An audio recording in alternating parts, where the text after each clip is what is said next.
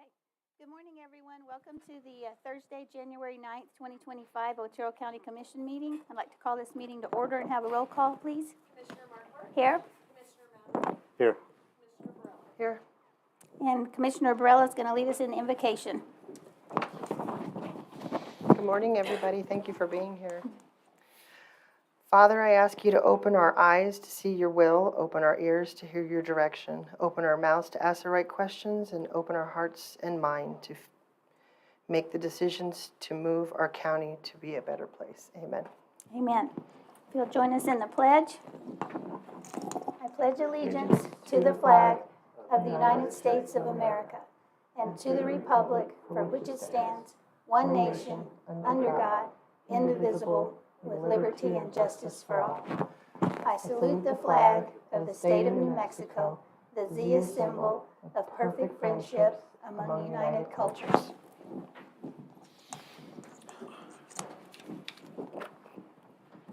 I think we're going to do some presentation awards from the Otero County Sheriff's Office.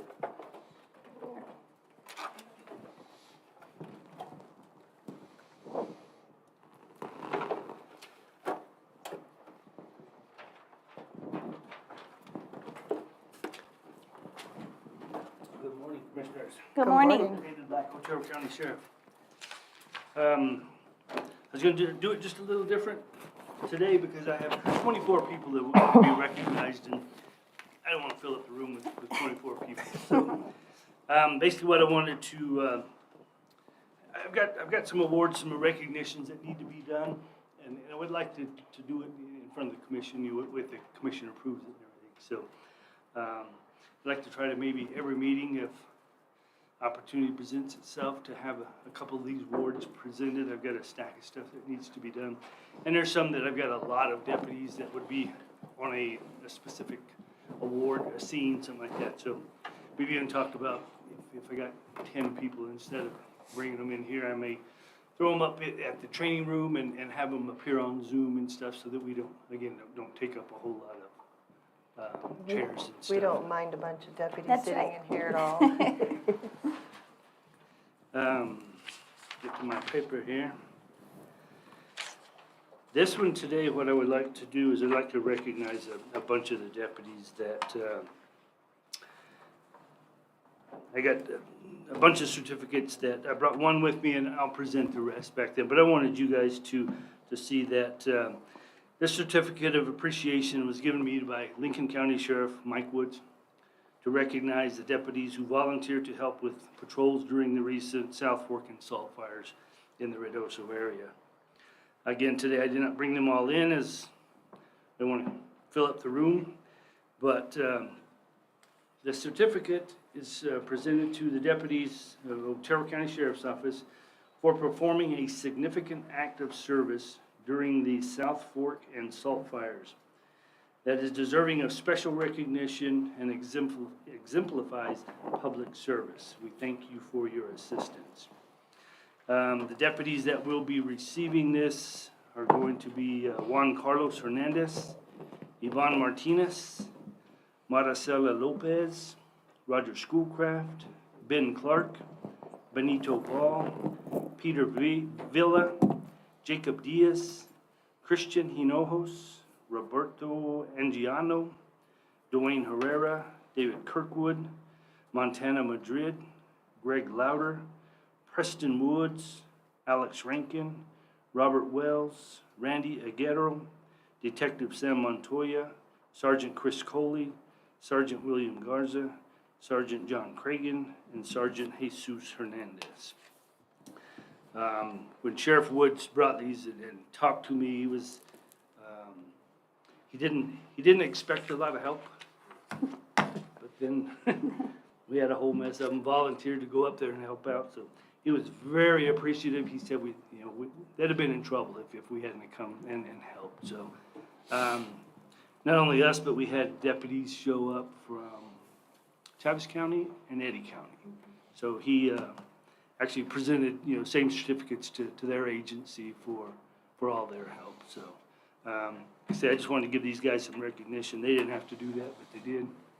So I will see that they all get a certificate when we get back to the office. So Well, we definitely appreciate them going up there. That was a mess, and we were glad to help a sister county out. They were in a bind, to say the least. They were, and again, Sheriff Woods, he said we thought we could handle it, but he said once you guys showed up, and then we realized, just how bad it really was and how much we needed to help. So he was very appreciative enough to get these certificates out to them and stuff. So I will see that they get those.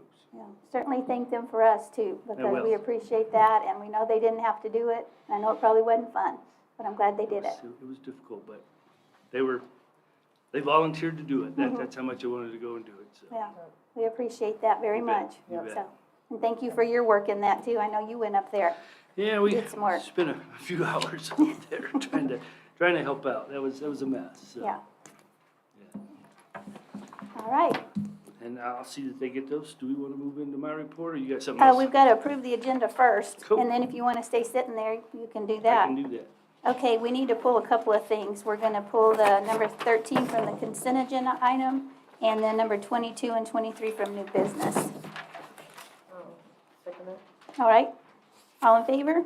Aye. Aye. All right, now we'll have the sheriff's report. Cool. This report is I'm going to go through and give you the month of December, and then I'm going to jump back and kind of get our year-end totals for a bunch of this stuff. So, excuse me. For December, we had 2,403 calls for service, generated 218 investigative reports, had 24 traffic crash investigations, 54 traffic crash investigations. We had 57 arrests. We had 5 summonses, issued 78 traffic citations, served 203 subpoenas for the courts. Calls responded to in Tularosa was 80. Responded to in Alamogordo was 576. Cloudcroft was 37. And something else I threw on here, just as a year-end, our IPRA request. We did 603 IPRA requests this year, and that's a lot. Well, and what people need to realize about your IPA requests that are different than ours is you have to go through and redact faces, license plate numbers, addresses, minors, all that kind of Personal stuff. information, yeah. So it's a monumental task. Yeah, it's a very, very taxing. And Trish O'Connor, she's one that handles that for us. So, I will say with Trish and then Jay and RB, they work hand in hand. So we have to work together to make sure we get everything done and keep the county out of trouble. So, on our transports, we had, 75 transports that they ranged from trips to Los Angeles, Reno, New Orleans, Tennessee. I mean, we were all over the place. Driving 69,139 miles, delivering or picking up inmates, a total of 92 inmates from all over. And the thing that just, kind of bothers me about the whole deal is Otero County taxpayers paid for all that. Another unfunded mandate. I have spoken with several legislators. We are working on a deal to try to get before the governor to see if we can get that money appropriated to reimburse the counties for transports. Go back here real quick on this section. For the year, we had 30,867 calls, 3,252 investigative reports, 757 traffic crash investigations, 839 arrests, 27 summonses, 16 warrants, 1,306 traffic citations, 3,500 subpoenas delivered for the courts, 1,481 calls in Tularosa, 787 in Alamogordo, and that's just for the last quarter. That's all. I just started keeping those numbers also. So that's for one quarter. And then in Cloudcroft, 133 in the last quarter. In our narcotics division, David, just before you go any farther, is there any way that we can bill some of these Tularosa Cloudcroft, Alamogordo on some of these? I don't know, I mean, that's something I think we could probably look at, see if we wanna go down that road. Tularosa is kind of getting out of hand. The other deal on the transport, I was even wondering if we could just send the state a bill for transport and get that ball rolling to think about it. At least hit the home up there. They probably won't pay it, but at least they can Right. think about it a little bit. I spoke with Senator Townsend now. We talked about this the other day at the prayer breakfast. And he's got somebody working on a draft bill and stuff right now. Basically, all it is, it's an appropriations bill. I mean, put some money in the account, you know? He said, if there's money in the account, we can submit for reimbursement. So I think I'd much try to tackle it this way first, and then, you know, go the other direction if we have to. I'm thinking, and then even Representative Sarah Silva, talked with her yesterday.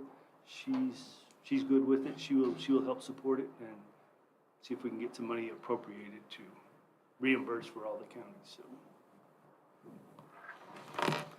So, for narcotics, we had in December we had 8 search warrants, 10 arrests, 2 agency assist, 28 case reports, 9 vehicles seized, 1 jail possession case, 97.7 grams of meth was seized, 1.83 grams of heroin, 72 prescription pills, 2.43 grams of cocaine, 5,264 fentanyl pills, about almost $91,000 worth of illegal narcotics for December. I'll go back real quick for yearly, 73 search warrants, 87 arrests, 15 agency assist, 465 case reports, 12 checkpoint cases, almost $7,000 in cash seized, total of 48 vehicles seized, 46 firearms seized, 38 fugitives apprehended, 1 overdose case investigation, 30 jail possession cases, 1,766 grams of meth, 32.8 grams of heroin, 1,488 grams of marijuana, 346 prescription pills, 67 grams of cocaine, 98 grams of fentanyl powder, and 52,406 fentanyl pills for the year. It's about just $1.3 million worth of illegal narcotics that the White Mountain Task Force has seized this year. So, How dangerous is that fentanyl powder? yeah, it's worse. I mean, it's gotta be worse, right? Because it's just like the straight stuff. Yeah, and that's what they do. They press it into, a lot of times they'll press it into something that looks more like a Xanax, a different pill. So some people don't know what they're getting until they get it, and some people don't wake up when they take it. Yeah. So it's a mess. Special events for December. We had a strange request, but you know what? We went and did it. Yucca Heights and Chaparral asked for a deputy to assist with their spelling bee. So Well, there you I go. had a deputy go down and judge and then help with the spelling bee. He That's enjoyed good. it. Could he spell good? Yeah. What's that? Could he spell good? Yeah, he did. December 14th, we had the Shop with a Cop at the Alamogordo Walmart. We actually got to put 98 kids through the Shop with a Cop program and get clothes and toys and stuff like that for them. It was a pretty cool event. And then we had the Christmas parade also that evening.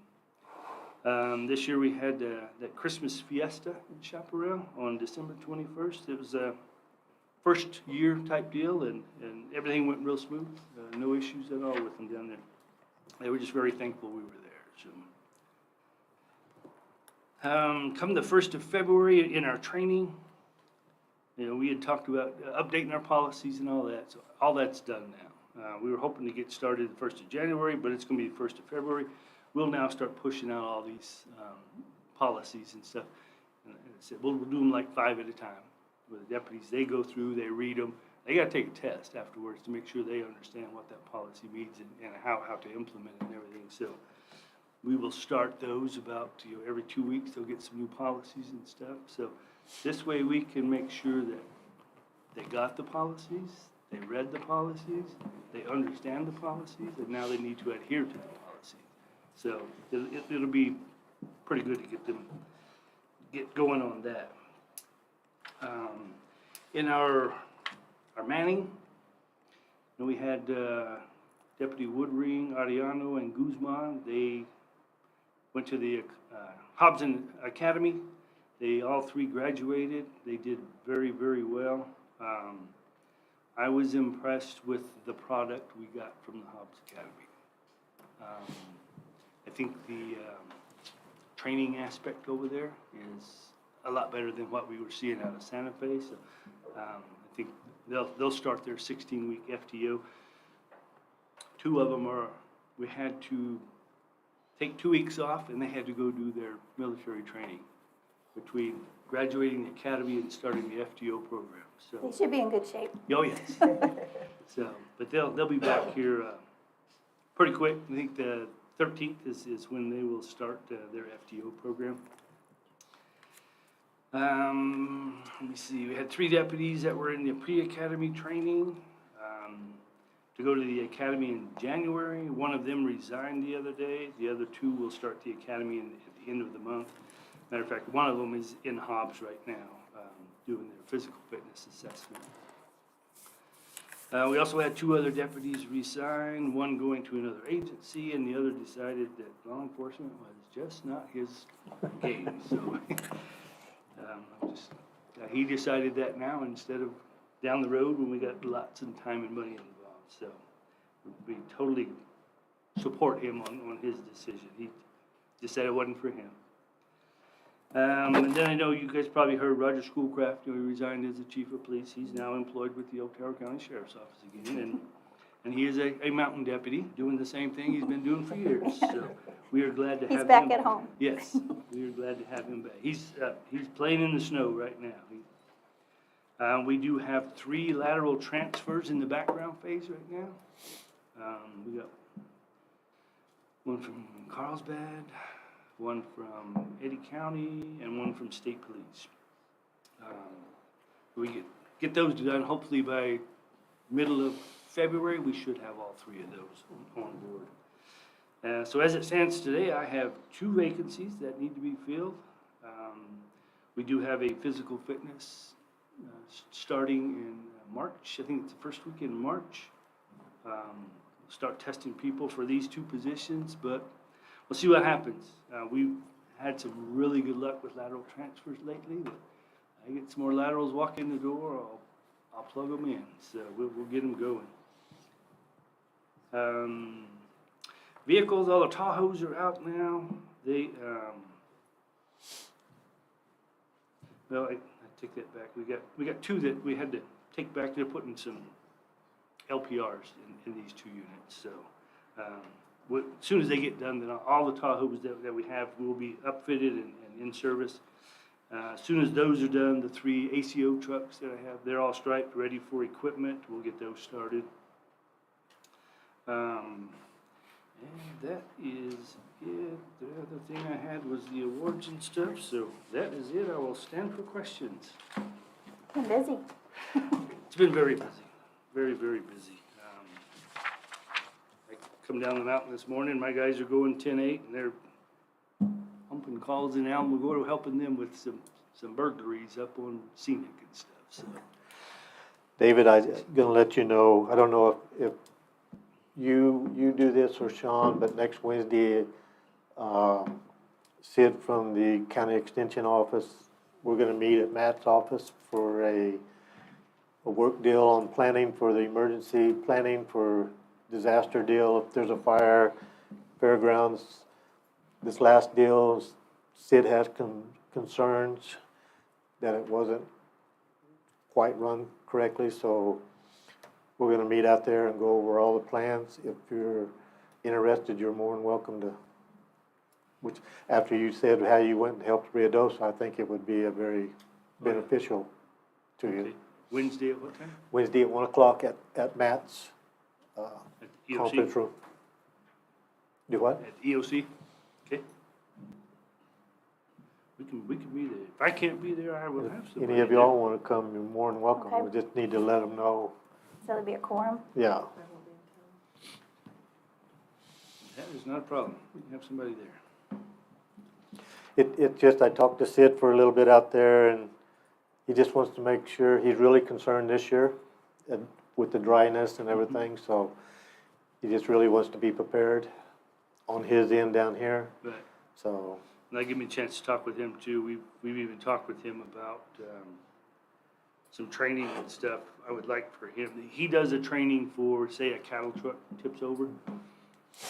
Okay, how do we handle that? You know, there's a lot of people, they go open the doors and turn the cows out. I'm like, no, don't do that. Let's get a place to put them first. So that's something he's gonna help us with and get our guys. You know, we don't have that very often, but we have had it. We've had 3 since I've been, you know, the sheriff and stuff, and 2 here and 1 in Chaparral, so. So all this, we can discuss all this at the end, so Yep. just make sure everybody's on page. Cool, So, sounds good to me. I've been sitting in those working meetings for almost 2 years now, and if you can get them to hurry up, that's all I want you to do. okay, It's barely just now actually starting, after 2 years of talking. So, yeah, if we just hurry it up. You sprinkle some Mondelez on it? Yes. Okay. Anything else? All right. I'm good, thank you. Thank you.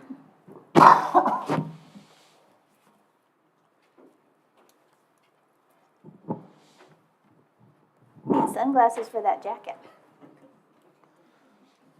But they're actually warm. They are really. I wear my reflective jacket just because it's Yeah, so warm. really warm. Good morning, Commissioners. John Barney, 911 Director. Good morning. So for the month of December, for 911 calls, we did 2,361 911s, 1,066 officer lines, 7,667 admin lines, with a total of 11,094 calls into the 911 center, a little bit lower from last month. For yearly statistics, we have done a total of 29,638 911 calls into the center, 14,245 officer lines, and 103,839 admin lines, and a total of 147,722 calls into the 911 center. Majority of those calls are That's a lot of calls. yeah. We were estimating about 150,000, so we're just about that right there. Majority of our calls are wireless phone calls. We do handle a lot of our business or landlines up in the mountains where there is no cell service, but a majority of them.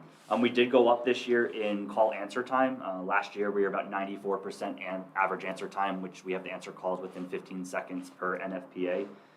We went up to 96% average answer time and within 15 seconds. So that's a good start for a full year actually in the center from January 1 to December. Just with our records information, we did a total of 2,399 entered warrants for 2024 with 2,253 warrants cleared out of the system. And we processed 819 records requests with our records department. We currently have 7 positions open. We have 3 starting January 27th. We're gonna take this training process a little bit different this time. They have a 3-week orientation that's very structured, and then they'll be down at the EOC for probably 6 weeks after that, where they will be doing call taking there. With one dedicated trainer for all 3 of them, and they process it a little bit faster. We've seen other centers do it, so we're gonna try that out, and myself and a couple others are gonna really be part of that to make sure that it runs smoothly, so when we hire, we'll hire as groups next time. We did do a tribal visit. The tribe did come down to tour the center and see how operations are. It seems like they were very pleased, and I followed up this morning. I believe they're going to be talking on their agenda. I think tomorrow is what they have it on there for the final approval. We had AFD come in for another tour, one of their shifts, gave a tour of what we do and how it works and understand the fire dispatch side of it. And we did hold a class, CTO class internally, and we have 3 new CTOs within our agency who are already training. So we're moving right along. So other than that, I stand for questions. Any questions? No, I think you answered my questions yesterday. Since you pulled, I don't have any more. The system, John, are you getting along a little better out there now with the system, with the Motorola? Yeah, we've worked and we've figured out some loopholes to get some things done and stuff like that, so we're working on that currently. We're kind of working on our new phone project as we're about a month away to go live for our new phone system, so that's what John, myself, and Camille, our new IT, are working on right now to make sure that is there, so. Good. Yeah. That's it. Okay, Thank thanks, you. John. Thank you.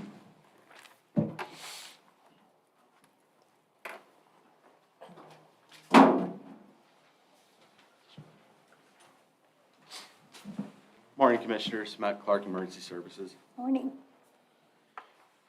For December, our code enforcement went to 7 open burnings, illegal burns, inspected 6 commercial structures, opened up 8 new cases, closed up 4, and did 2 fire investigations. The volunteers responded to 243 calls for service. 8 of them were structure fires, 192 EMS calls.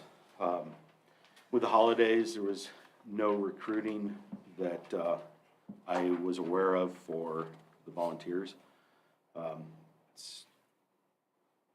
lot of them like to be home with their families during this time too, so December is usually a lot slower month for them getting out and doing other things.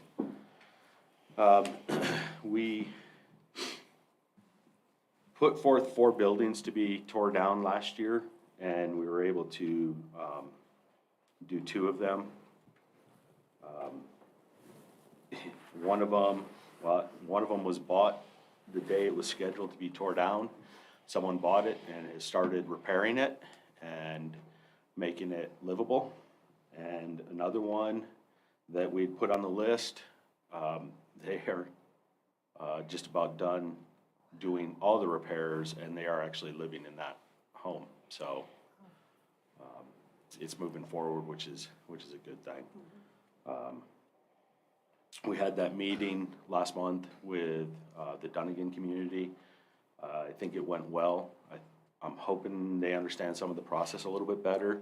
So thank you for facilitating that, and we're just going to keep moving forward. I am looking for a new code supervisor. Jacob Bach is still in the office, so he will be able to be leaned on still for code supervisor, but he now has that monumental task for the fire departments. He is my new deputy chief. So he's going to be working hand in hand with the fire departments, working with them for training, for consolidation, and recruiting stuff. So he's got his hands full, but at the same time, I'm very confident that he's going to be able to do it and still maintain our codes office until I get a supervisor in. With that, if you have any questions. I do have one. Being you canceled out 2 of the tear downs, have you already got 2 more in line to?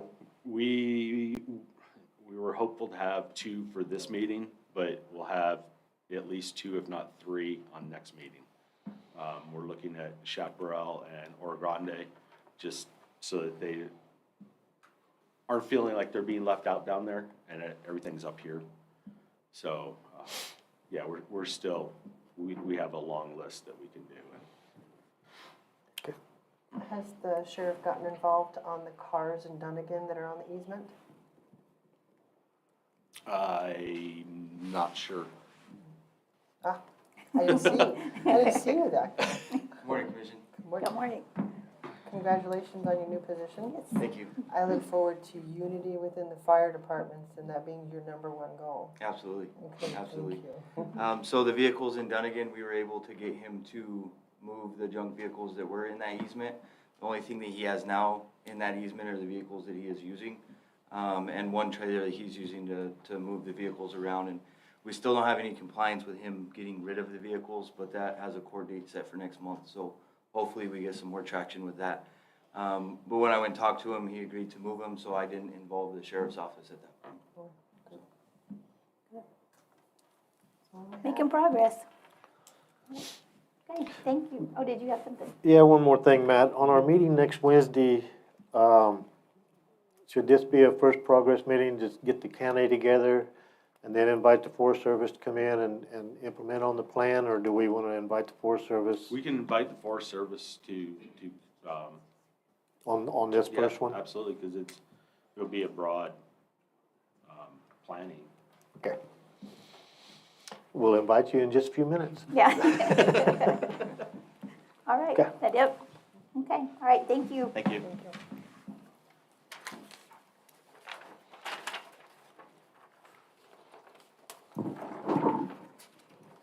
There's old Tom Porter. We hadn't seen you in a while. Couple months Look like a mountain man. between elk hunting and training at the roadshow. So.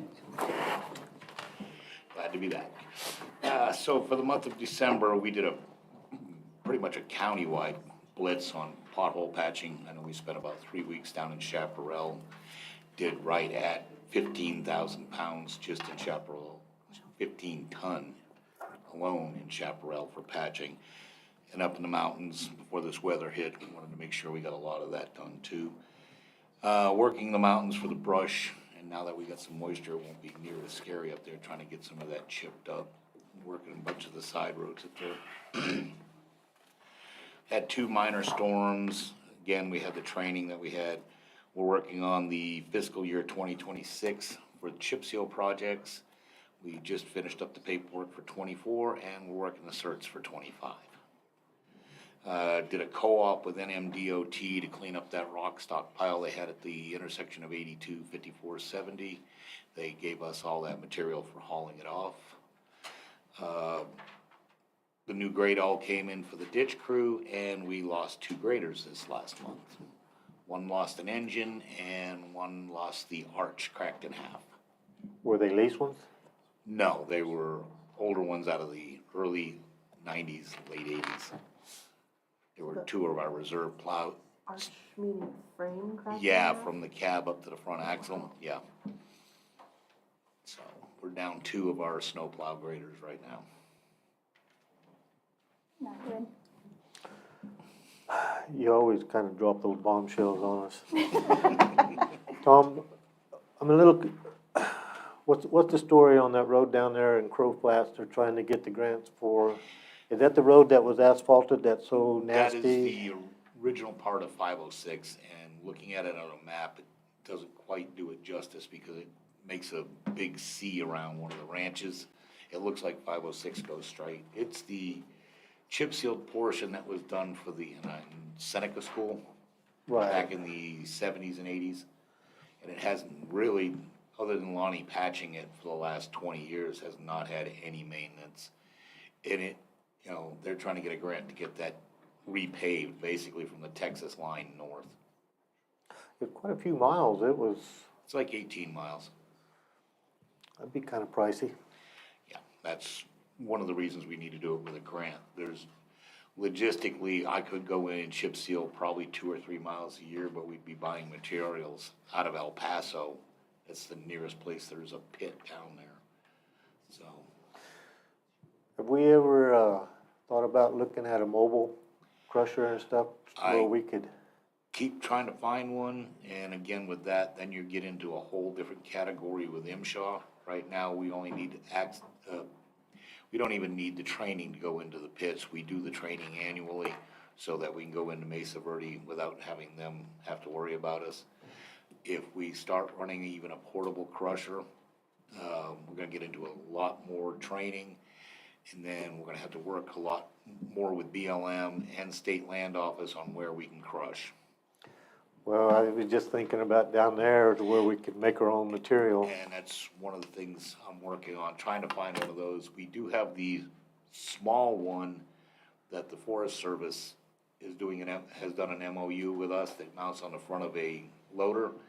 And basically you just pull a windrow in, to crush material up, but that's, you crush it and use it right where you're crushing it. Kinda like one of these grader deals that when they mill the highways, that Yeah, kinda. it's a little bit like that one, yeah. Is Railroad up in High Rose, is that ours? Part of it. Part of it? The water, the dirt has washed away from the asphalt, like by 82, and so, I mean, there's just That would be an asphalt hanging. MDOT. Oh, great. Because it looks, if a heavy vehicle drives on it, it's gonna cave in. We've actually gone in the past and filled it in just because they don't get the time to do that, but anything that's within that right of way is theirs to do. It's getting kind of bad. Okay, I'll get Chris on it. Okay, thank you. I noticed it again this morning. Thought somebody's gonna fall in that and not gonna be good. Anything? So, I think I did have a lot of questions, but I can't remember any of them right now. Okay, all right, thanks, Tom. Deal.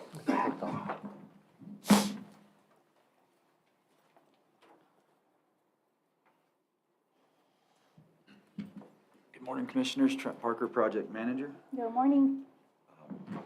This month, the new facilities building out by the road shop, we finished the drywall and texture, and we did a walkthrough this morning to accept that work from the contractor.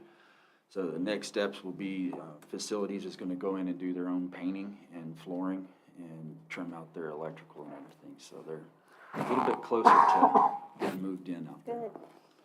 The High Rolls Volunteer Fire Department expansion, we're complete with everything. We're just waiting on 2 bay heaters to come in so that they can be installed, and then that will be complete. James Canyon Fire Department, the pumps and pump houses, we're still going through the permitting processes on the pump houses. But we do have the new electrical service for the Cloud Country West location.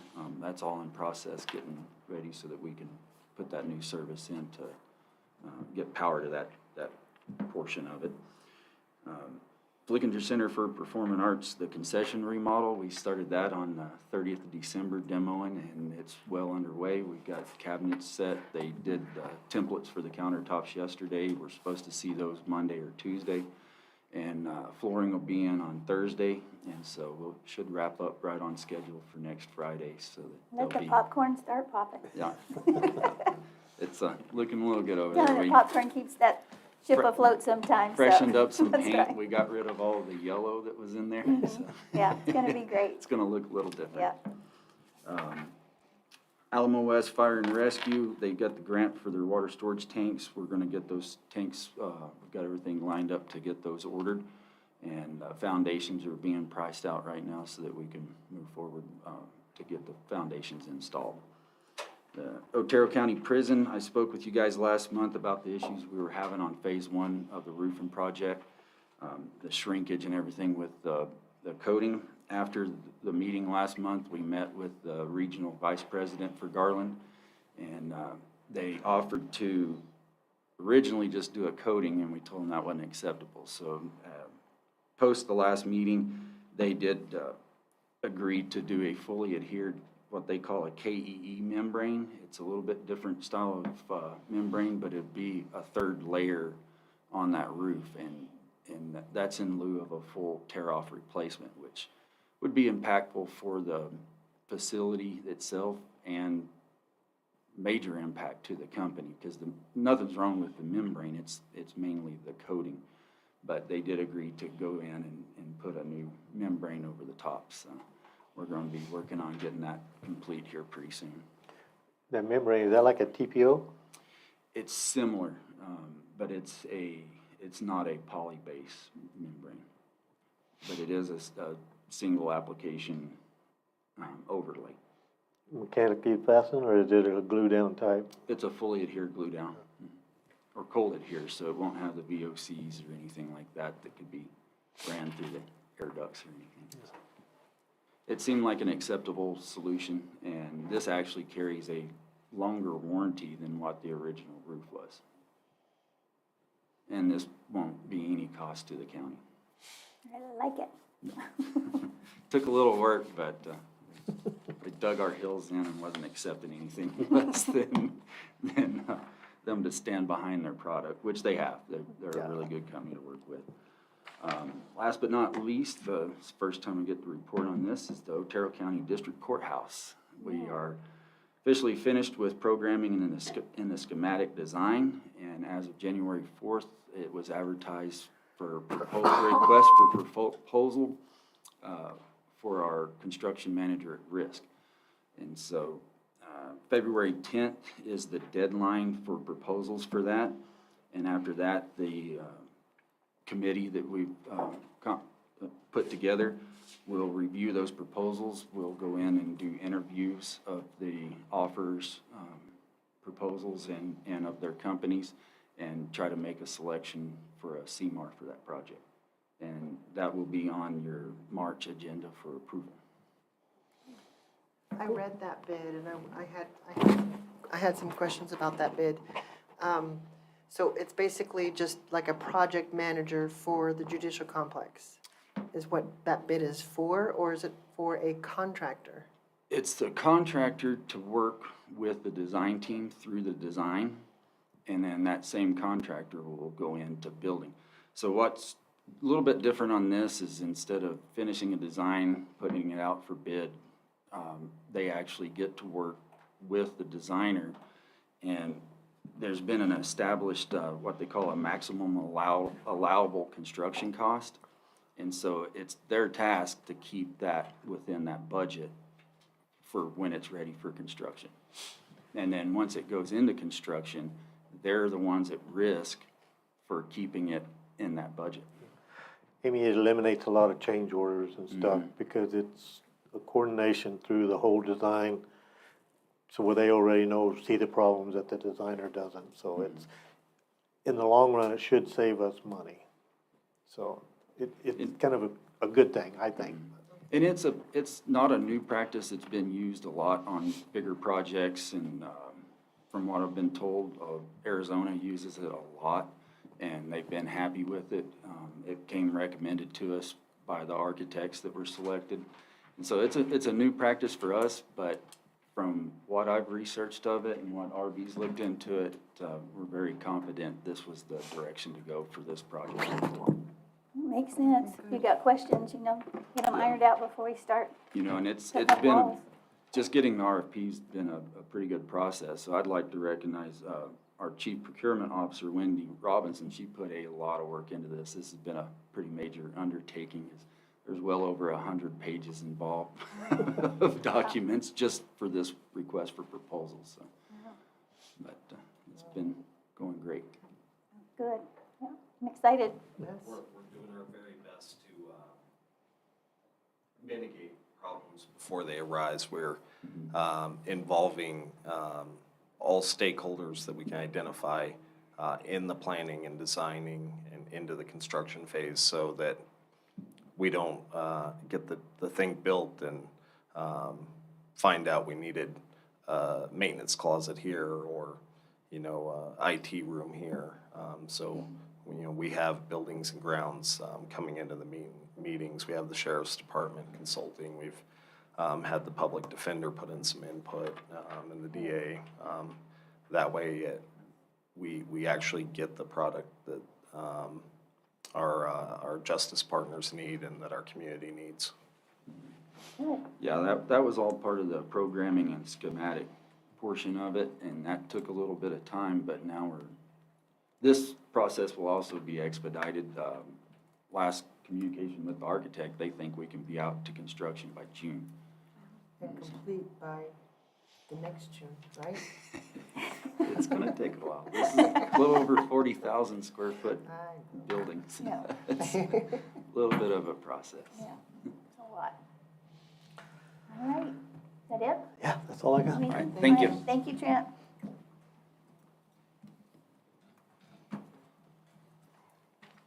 Good morning, Commissioners. Good morning. Nina Sisler, Correctional Service Director. December 2024, our average daily population was 149. Total population today is 150. In-house, we have 137, 119 males, 18 females. I have 4 at the Otero prison. I have 5 on treatment furloughs and 2 on out-of-county courts.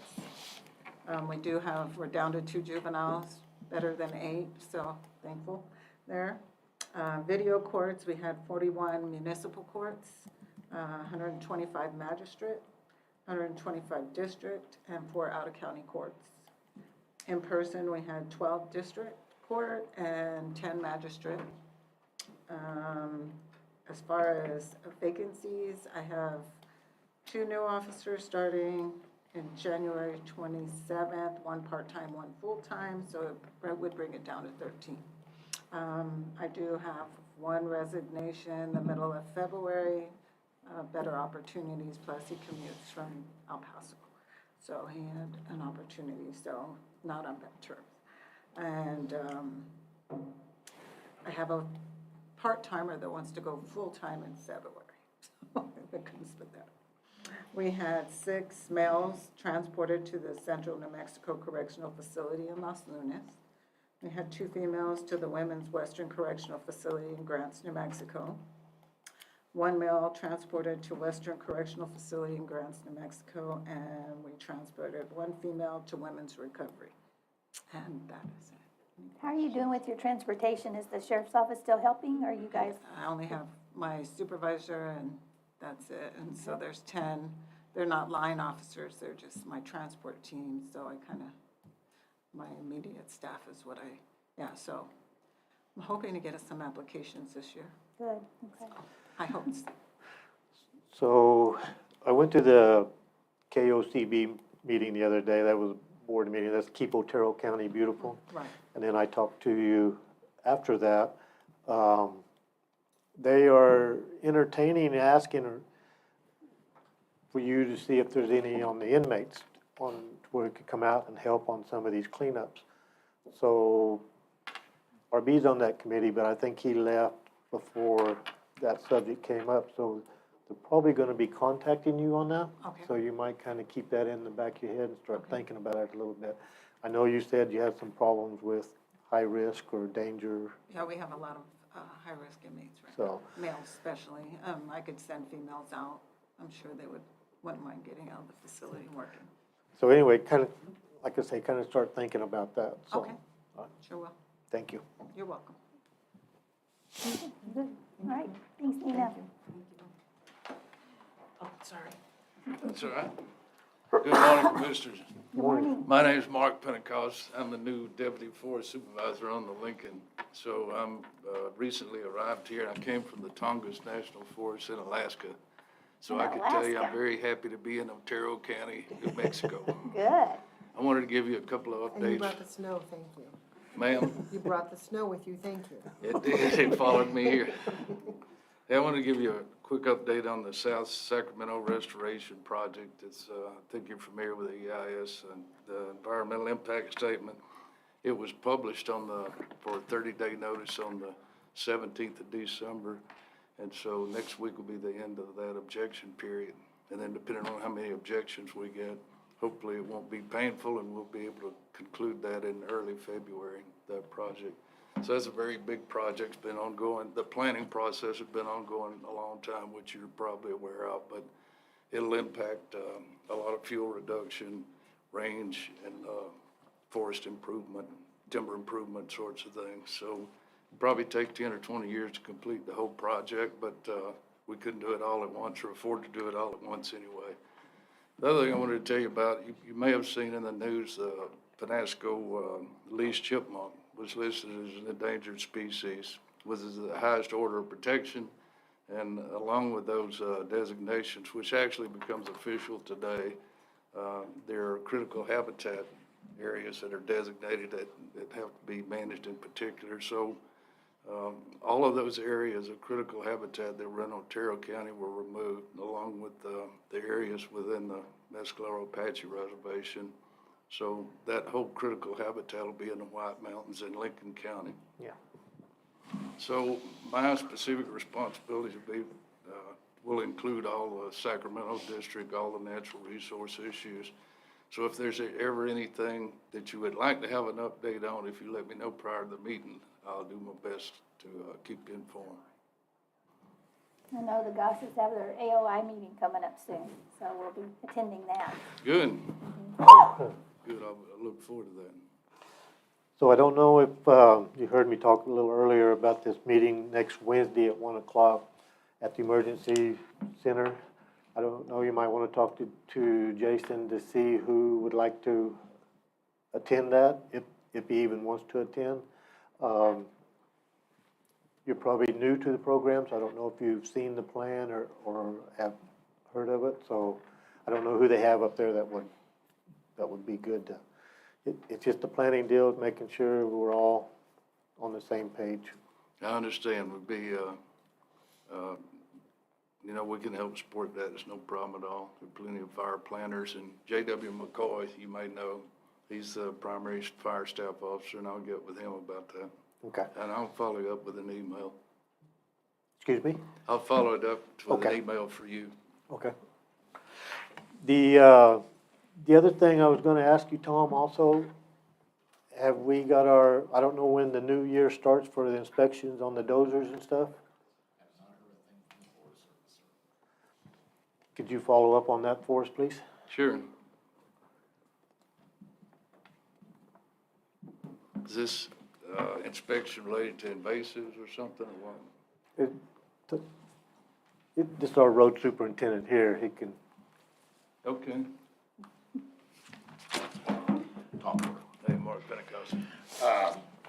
we were talking with the Forest Service after the fires up in Ruidoso and Muscalero this last year to get it so that we are on the initial attack list. They were supposed to come down and inspect 3 of our bulldozers to see what they were lacking for initial attack.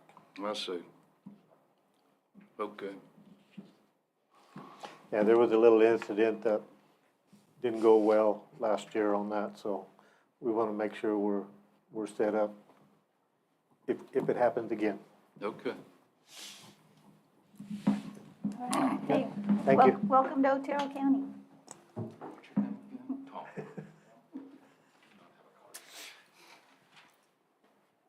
Okay, now we'll move on to the consent agenda items. Number 1, request approval of accounts payable bills list BL 23, 24, 25, and 26. Number 2, request approval of healthcare assistance claims and disposition claims for January 2025. Number 3, request approval of resolution number 01-09-25/113-36, approving a resolution and agreement for a Colonias grant in the amount of $360,000 for roadway and drainage improvements in Benton, Mexico. Number 4, request approval of resolution number 1-09-25/113-37, approving resolution and grant agreement for a Colonias grant in the amount of $270,000 for road and drainage improvements in Twin Forks.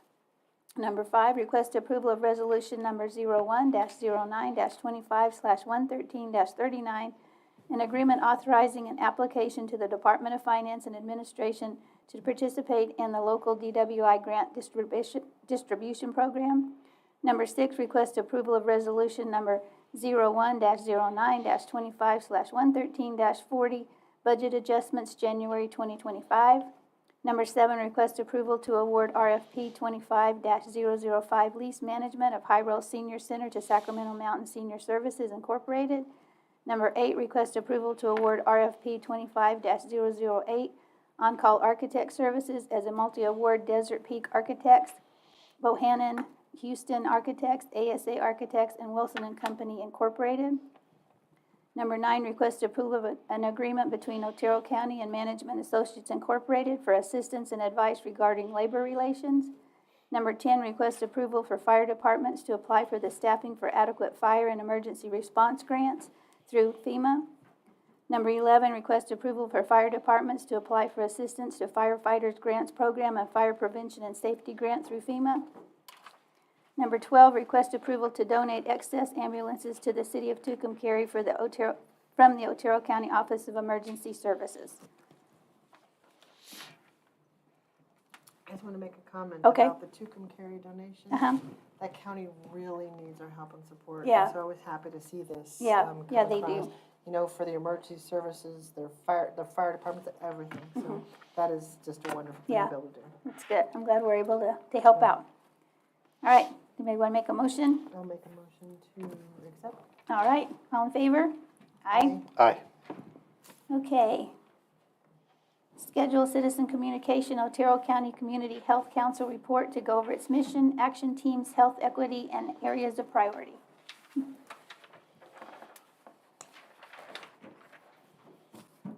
Good morning. Good morning. Good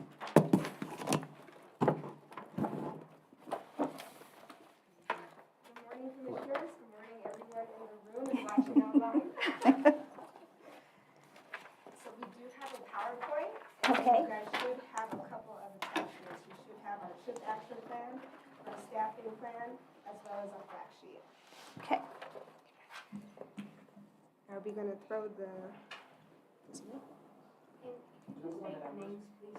Yes, I am Kayla Blanchard. I'm the Health Equity Specialist and Coordinator for the Otero County Community Health Council. Okay.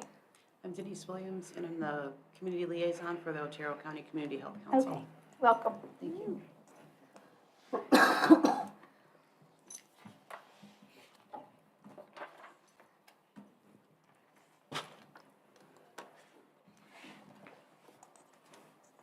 Well, first and foremost, we want to thank you for this opportunity to present and share a little bit about our Health Council and the things that we do.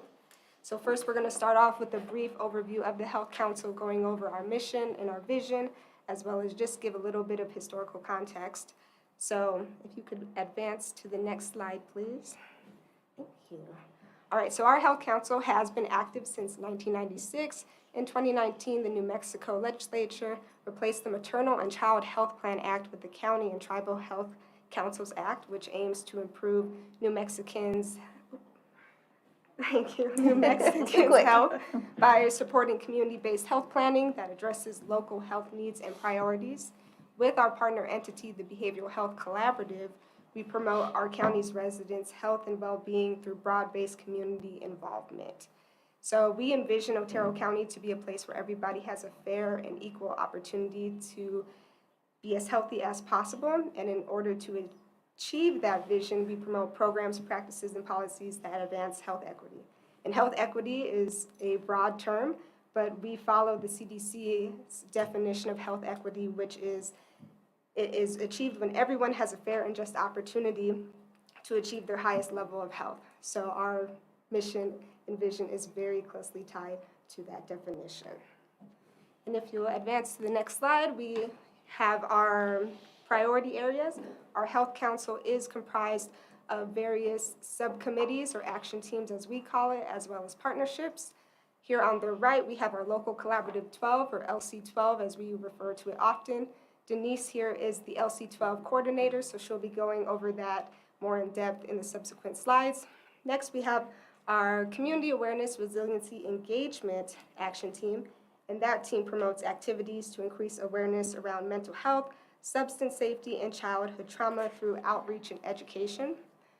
On the bottom there, we have our Healthy Eating Active Living Team, HEAL.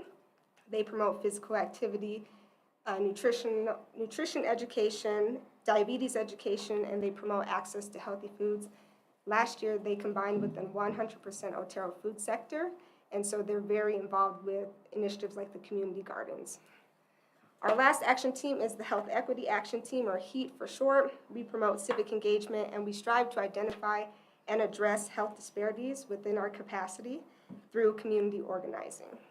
And in the center there are our priority areas: health equity, reducing substance-related harm, improving outcomes for justice-involved individuals and families, as well as civic engagement.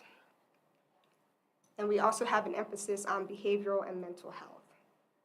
Next slide, please. All right, so this is just a breakdown of how our governing body or executive committee is made up. So on the right, I like to kind of break it down into 4 subsections, if you will. We have elected officers. So we have our president, our vice president, and our treasurer. In fact, this past November, our membership voted in our new president, Lisa Skutnik. And our treasurer, we are in the process of appointing an interim treasurer until our membership can vote in the treasurer at our annual meeting, which is held in October. Next, we have our action team chairs. Those individuals are listed right there. Then we have our ex officio members or non-voting members. Those are representatives from different agencies. They act as a liaison between the Health Council and those agencies.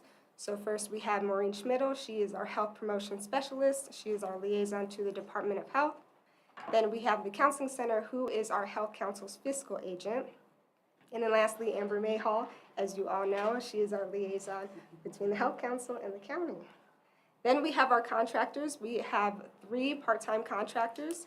So myself, Denise, and we are actually in the process of looking to hire a 3rd contractor, which will be a Health Council support specialist, and they will be helping to assist in executing our active contracts, which I'll go over here in a little bit. And then if you could advance just once. Yep, there we go. The text was delaying a little bit. But our general membership, we have 70 active members. On a yearly basis, we send out a questionnaire inquiring if individuals want to join our membership or if they want to renew their membership. So we do have 70 active individuals in the county as well as statewide. Then we also have agencies and organizations who aren't necessarily active members, but they are a part of our network. They're on our email list. They share information to us, and thus we share it to our community members. So it's just this positive feedback loop of sharing information so everybody is aware of what's going on and what opportunities are out there to get involved in our community. Next slide, please. All right, now I'm going to pass it over to Denise. Thank you so much. So I'd like to just take a moment to share with you about the local collaborative LC12. It was established in 2004. The collaborative consists of 15 state agencies and 17 members dedicated to planning and directing unified statewide behavioral health system. The key goals include ensuring the availability of services, efficient funding use, and contracting a single behavioral health entity for statewide service deliveries. Recognizing the unique needs across the different regions, the collaborative organized local collaboratives corresponding to the 13 judicial districts, with additional Native American-focused collaboratives expanding in 2008 to better represent diverse communities. Quite a few things that we do. Our number 1 priority is partnerships. We build and sustain partnerships with local agencies, families, consumers, and advocates. We do assessments for the community. Right now, I'm actually working on a community survey. Hopefully, I'll have that out by the end of February. And the reason for the assessments, it represents community needs, guiding the collaborative on policies and behavioral health services that are available and what are still needed. We do a lot of outreach, and I'll be able to share a little bit more on the outreach that we've done in the past year. So we participate with needs assessments, identify service gaps and priorities in the state. Development, we focus on capacity building and resource development for priority groups, emphasizing natural support networks. And we're working with a lot of different agencies for collaboration, ensure service coordination across multiple systems, creating comprehensive support structures. Okay, next slide, please. So the key objectives for LC12 is the community voices to elevate local concerns and represent community needs in statewide decision-making.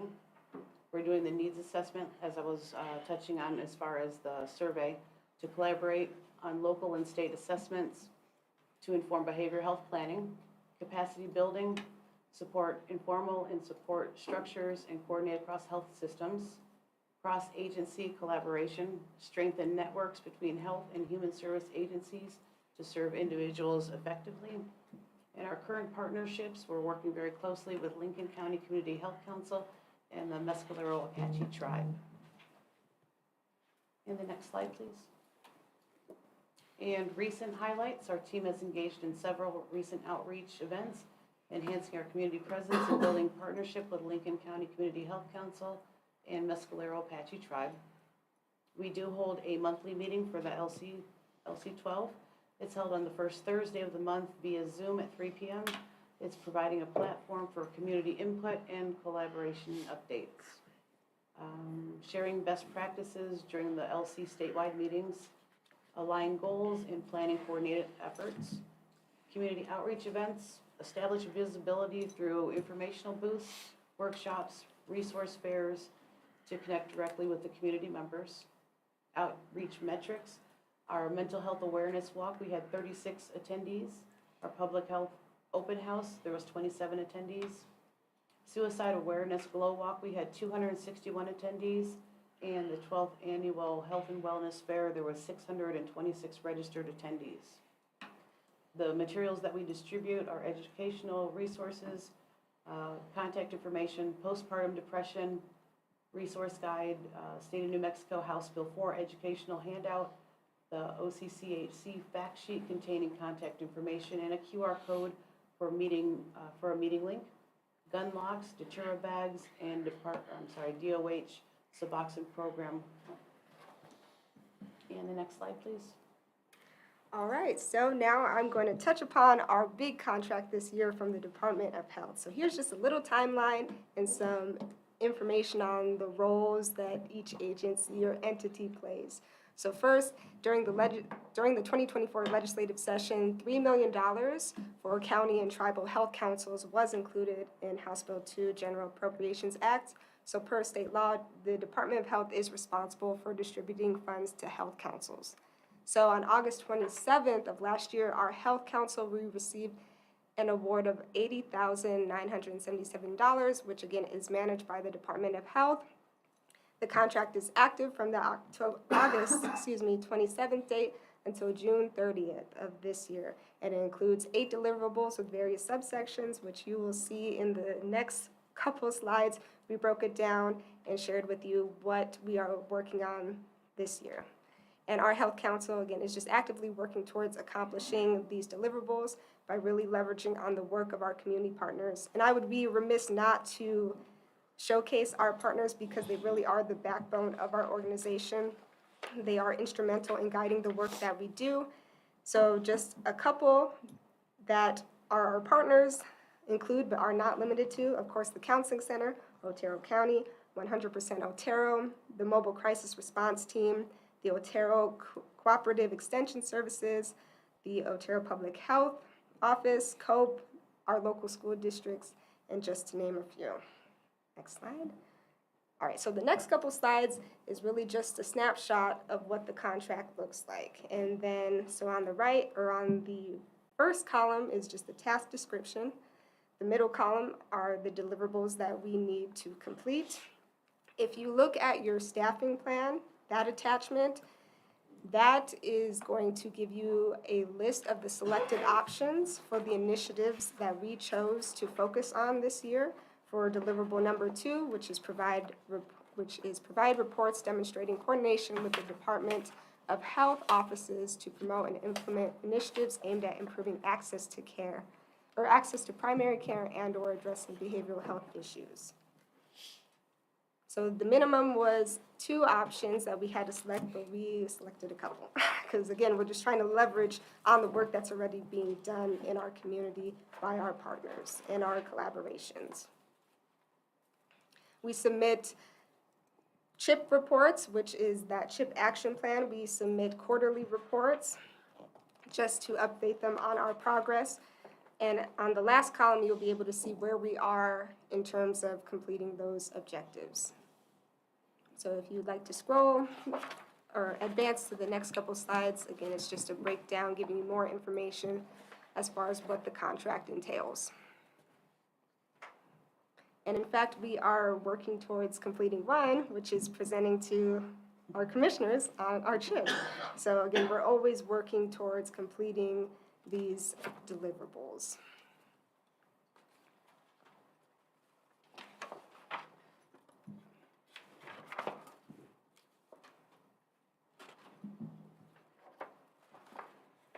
And our Health Council is very involved in these networking opportunities that the Department of Health, Alliance of Health Councils, and the New Mexico Public Health Association, they host regional health council gatherings, networking opportunities so that we can interact with other individuals from different departments to see how our work aligns and how it overlaps and how we can collaborate with one another to reach a common goal. So instead of reinventing the wheel, we're trying to collaborate with the work that's already being done.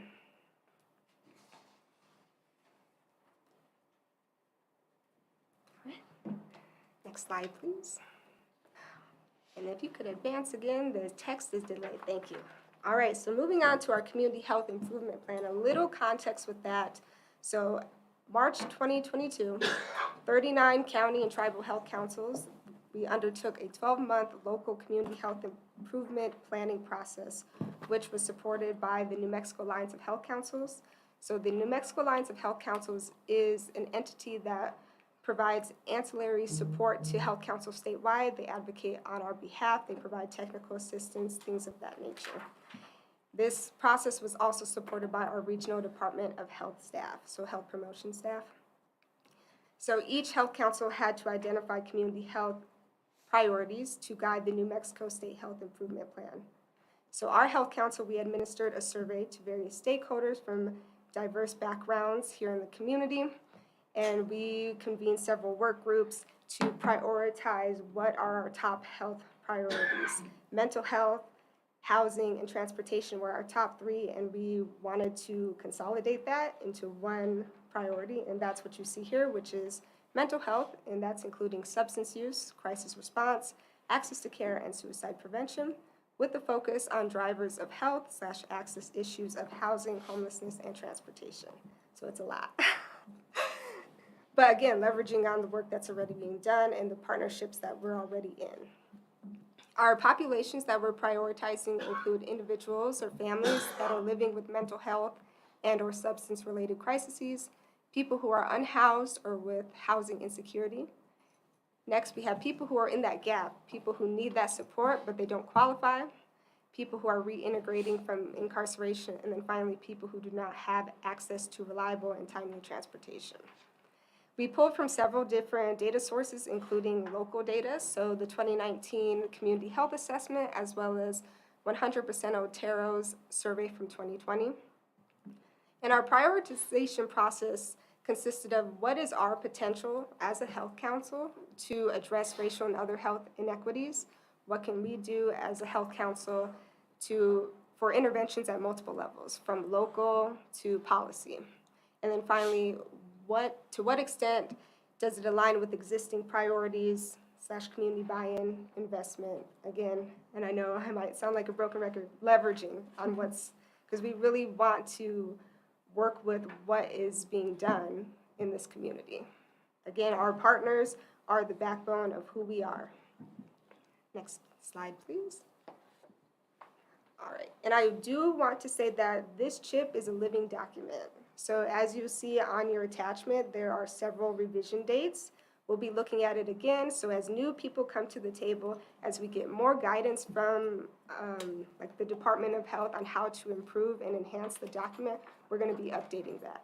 As we figure out different methods that are gonna be efficient for us to track our progress, maybe we need to tweak different action steps and different ways to monitor our impact on the community. So here are our 4 short-term goals. We wanted to play a key role in at least 4 initiatives focused on improving our community continuum of care to support people living with mental illness and or substance use disorders. Next, we wanted to participate in at least 5 community outreach events that focused on raising awareness of and increasing access to existing resources. So again, sharing information to the community. Next, we wanted to develop an issue brief highlighting local housing and transportation needs and propose possible policy solutions. We are working on that.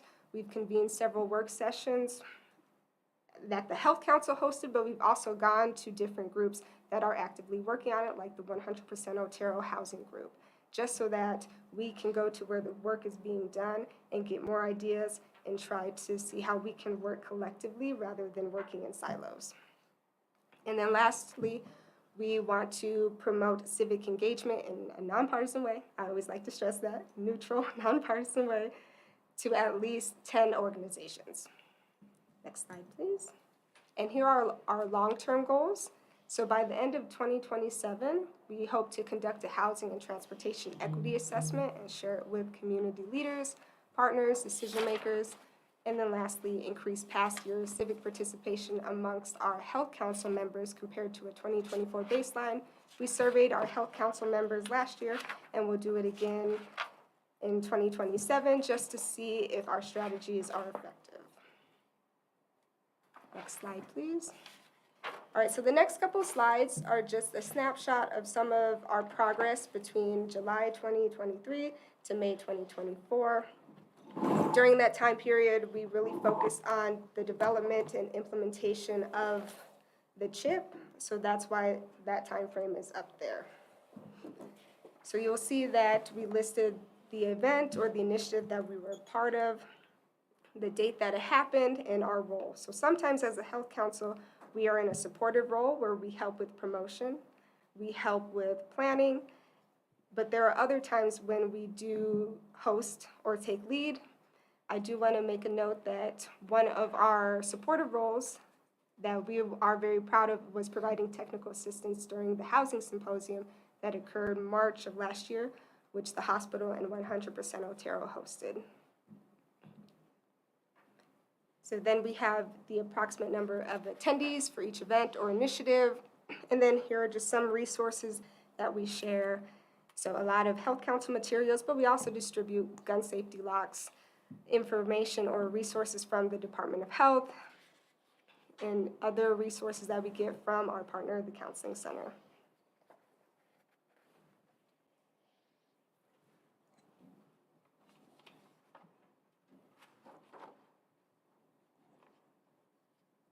Slide, please.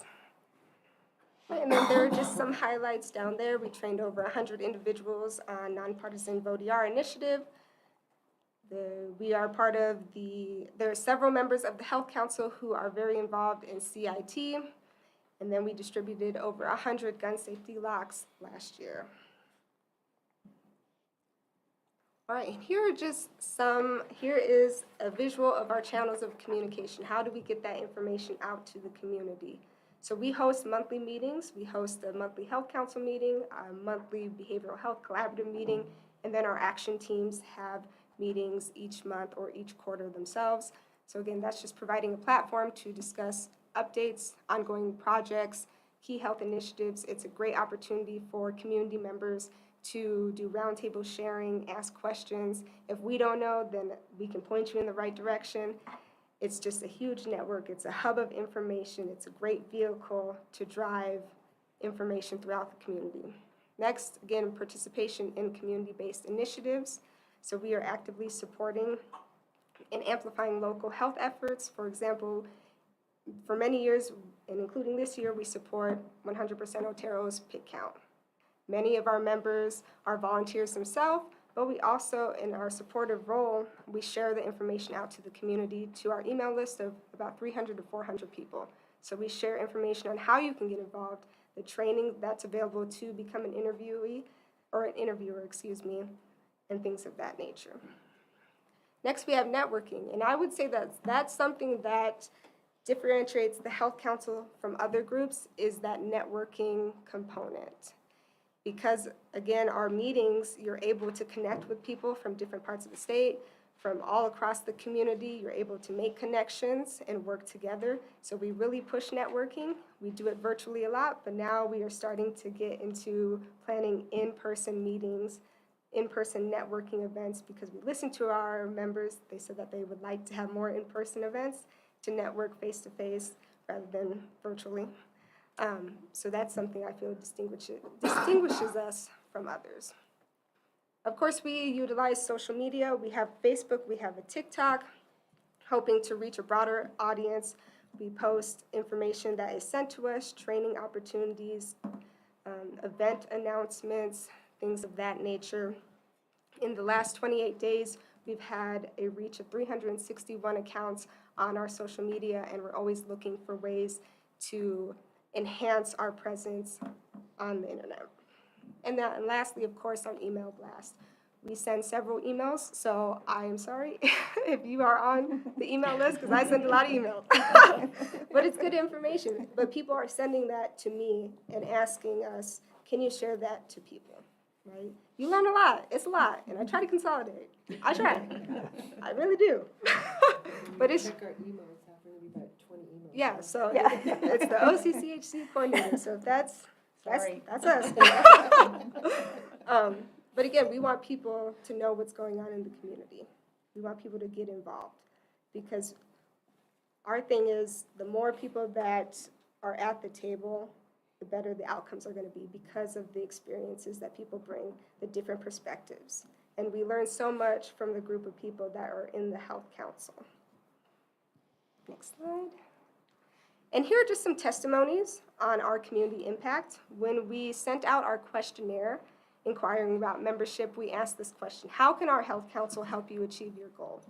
And as you can see, a lot of them touched upon the information sharing, right? Distribute information to the community members about resources. Right? Continue to let us know about community health and wellness events. Continue to have speakers at our meetings that share information and enhance our community and our positions. Right, next slide.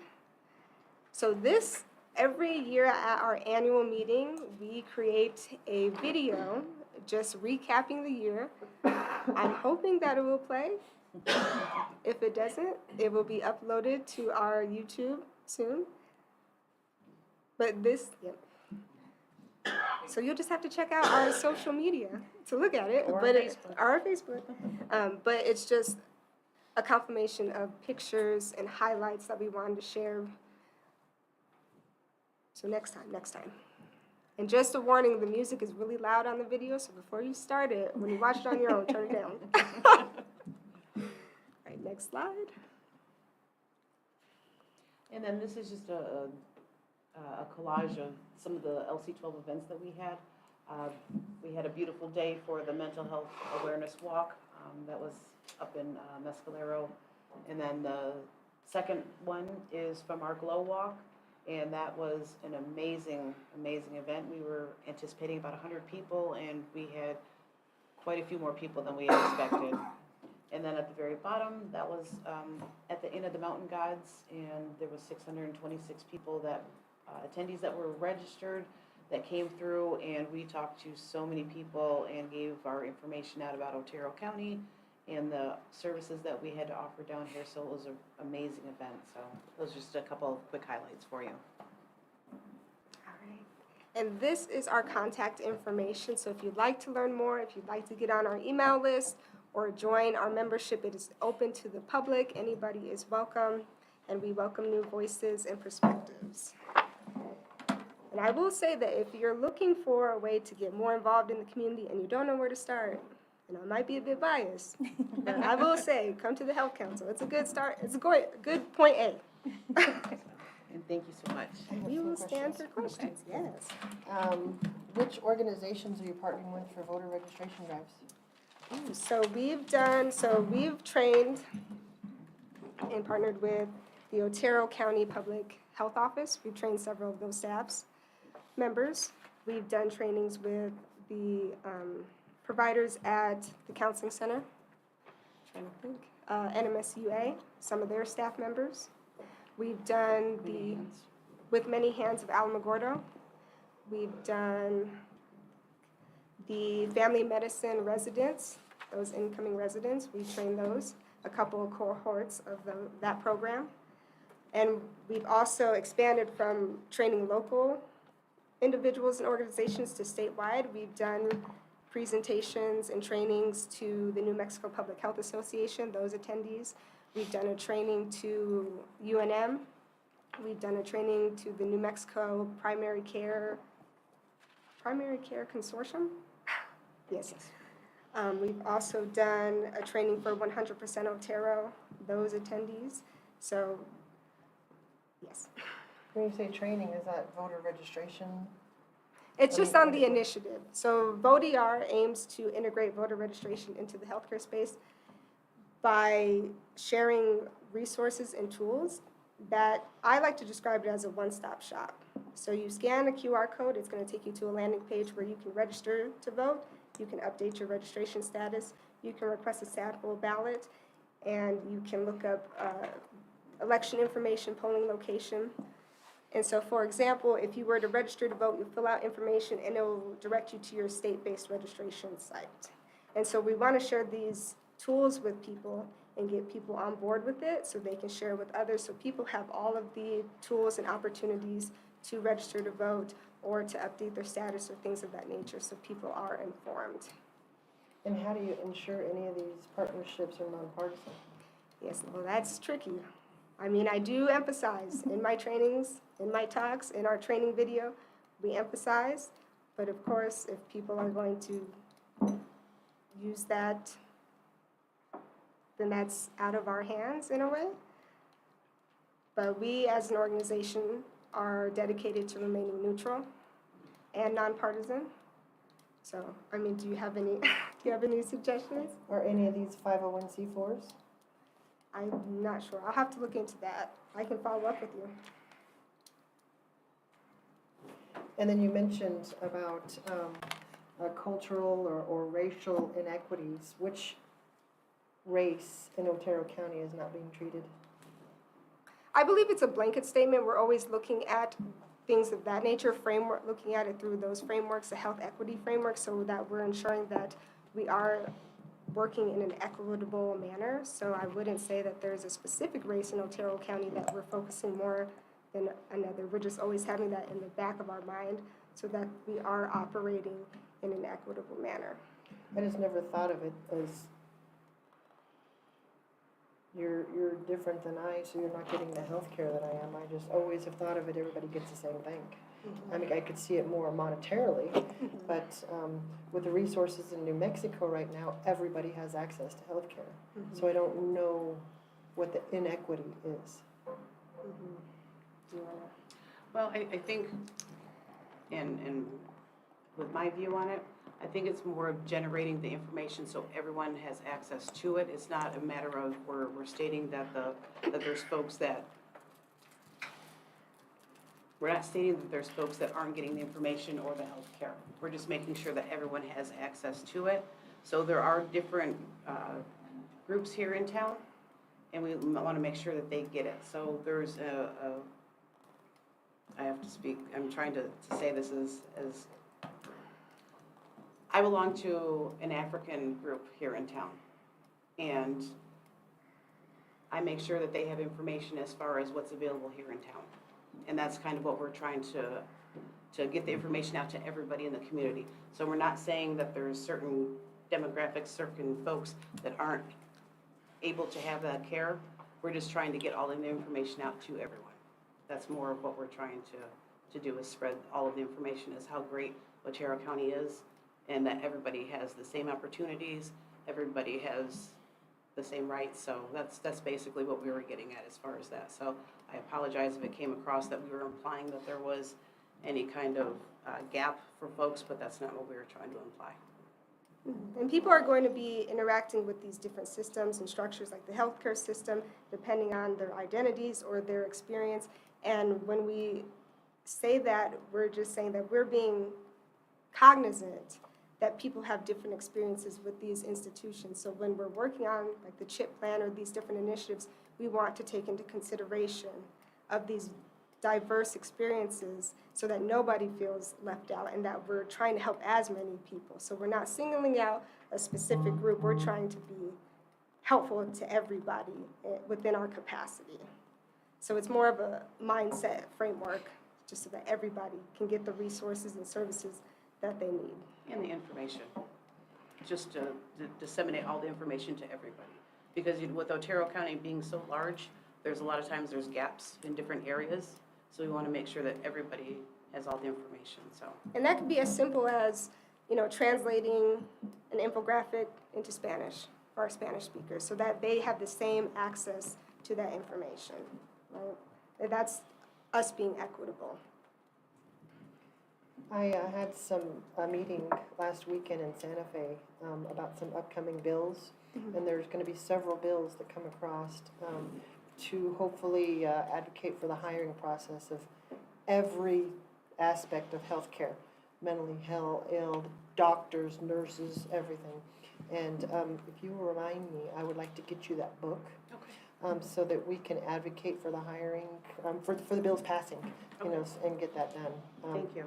I grabbed 2 of those books, and they're really good and specific about what's going to be happening starting in a couple of weeks. And it talked about the statewide shortage, but not the Otero County shortage. So I don't know if we have those numbers, but when we are advocating for those bills, I would like to be able to say what specifically Otero County needs in those positions. Yeah, we can definitely follow up and see if we can hunt down some numbers. We'll definitely consult with our leadership team and other members to see if they are able to, share that data with us so we can share it with you.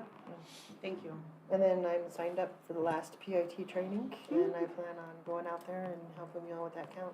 Are you going to be able to come out to Kimmy Jordan's?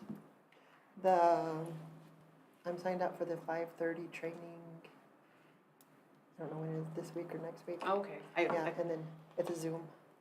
And then are you going to be able to go out and do the surveys? Yes, that's Okay. what I'm gonna get trained. Kimmy's doing it at her office too. Okay, So if, in case the weather's really cold, we get a lot of folks that come to the office, so it's a little bit warmer. I've been assigned to my district Oh, because I kind of know where they all are, and so that's where I'm gonna go.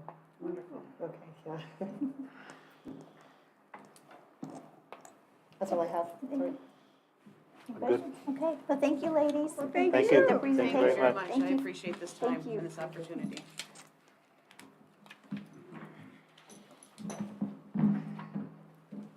Do we have anybody unscheduled?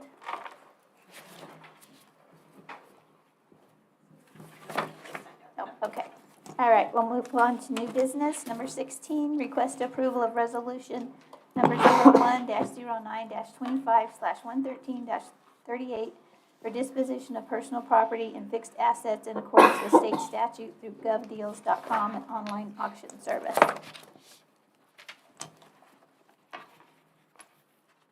I'm gonna recuse myself. Oh, okay. I have no questions on it. I don't have any questions. Okay. Want to make a motion? Yeah, make a motion to accept the request approval of resolution 01, all through that. That's a lot. And I'll second it. All in favor? Aye. Okay, number 17, request approval for authorization to expand the Sidney Paul Gordon shooting range with the new 100-yard bay at the cost of $25,000.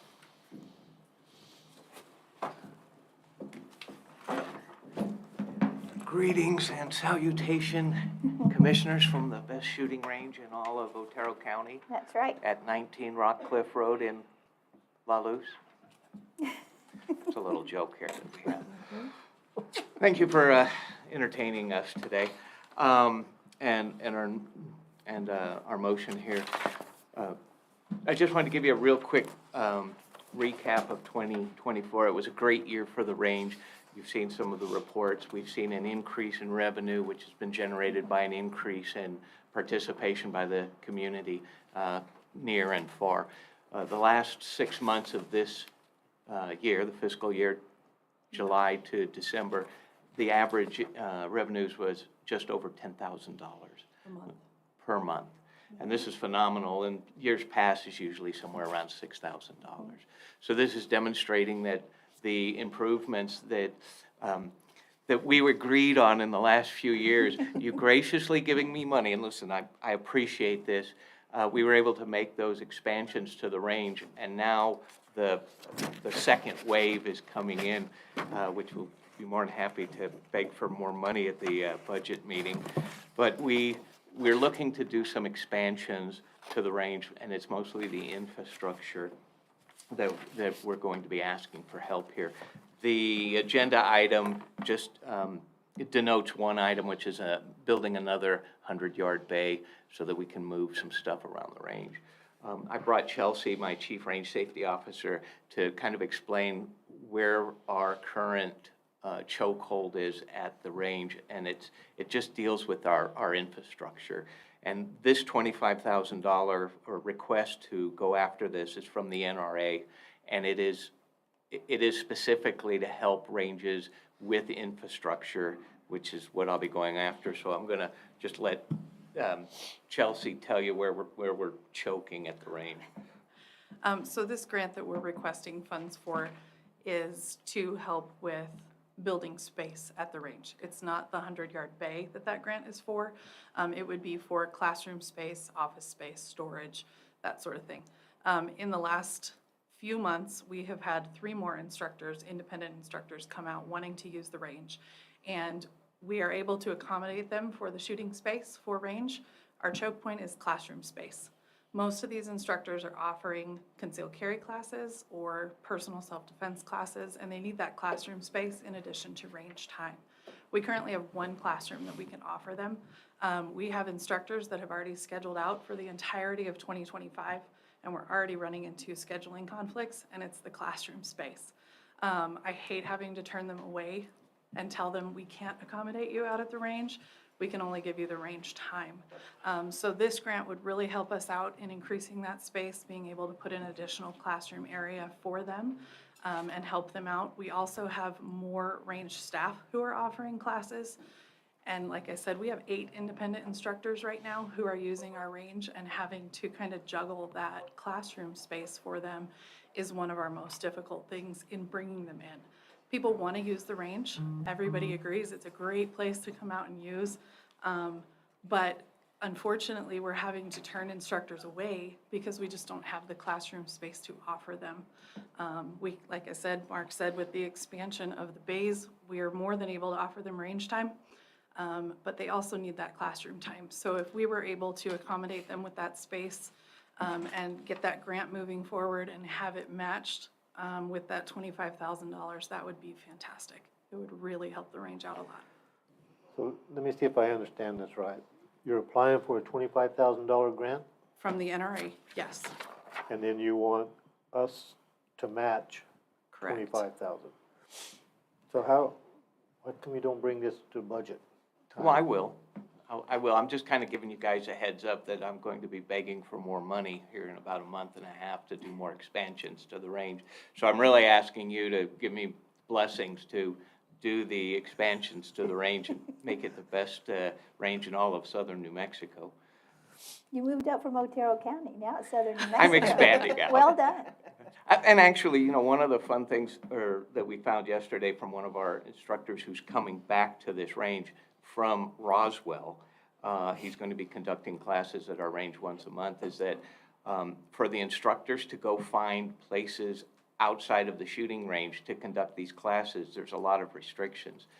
We were going to try to use some other places here in La Luz, and there are so many restrictions that you can't have a firearm on certain premises as a training tool, not to carry for personal defense, but for conducting your class. So a lot of these instructors have to really look around the community. There's very limited spaces for them, and so that again is one of the requests to expand the range so that we have that capacity to provide that service to the community, to the firearms community. Pamela, does the county have any,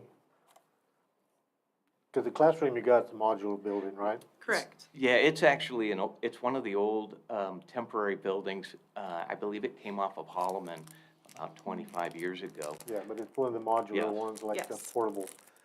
Does county, we don't have any, We don't have any classrooms or portable buildings. We don't. And we have looked at various modular buildings that we could have access to. Transporting them is the largest cost in that area. Part of the reason that we are looking at modular or temporary facility is because we are leasing from BLM. Looking at a permanent facility changes the game. That makes it a much larger project, much bigger discussion to have, to where if we could bring in modular classroom space, that would be ideal. I would think it'd be quite a bit cheaper than trying to build a permanent Yes. structure out there. Exactly. Matt, do you have any contacts? Paul used to, you could ask him, he'd find anything, but. I can make some phone calls, and see if there's any out there. I haven't seen any, but that doesn't mean they're not out there. Let's check on that and see what we can come up with. Our 501c3 Booster Club, Fowler Foundation, they have some leads on those old style portable buildings. And they have some pros and cons. I think modular buildings might be a little more modern and better for everybody involved. Last year, Roswell opened up a modular factory in Roswell. Okay. It's mainly houses that they're doing, but they're anywhere from a $40,000 house to a $300,000 house that they're constructing over there. I bet you can make a special request Okay. for a classroom style, and I bet you could probably get it around the $40,000 range too. Really good people over there, and I have their information. I just don't have it right now. And I'll send you an email requesting that info so I can get a hold of them. So we do appreciate that, and like I said, I'd just like to get you guys' blessings to do some more expansions at the range and just catch up the infrastructure to the expansion of the shooting base that we were able to get done at the very beginning of January last year. The bays were all finished. We really have had great momentum with the increase in instructors and individuals using the range. We just like to be able to accommodate that as much as possible because it just continues to grow. The revenue's showing it, our use numbers are showing it, and the feedback on the improvements we've made so far has been phenomenal. So we just want to keep that up as much as we can. When does this grant application have to be in by? So for the NRA, their deadline is August the 1st. So that'll be opening up here shortly so we can apply for it. The New Mexico Economic Development, that Trails guys who gave us almost $100,000 at the end of 2022, that one will open in July, and I'll hit you up for that during the budget cycle for some money for them. But that would be, they're offering 2 to 1. For every dollar we put up, they'll give 2. And last year, they produced just $1 short of $100,000.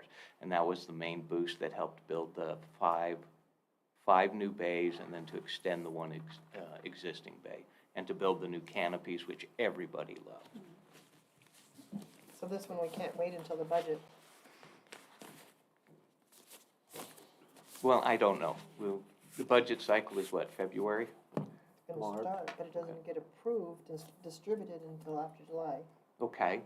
Well. And this is a grant that we can go forward with requesting it without a match, but ideally, we would be able to have a match to put forth with that grant.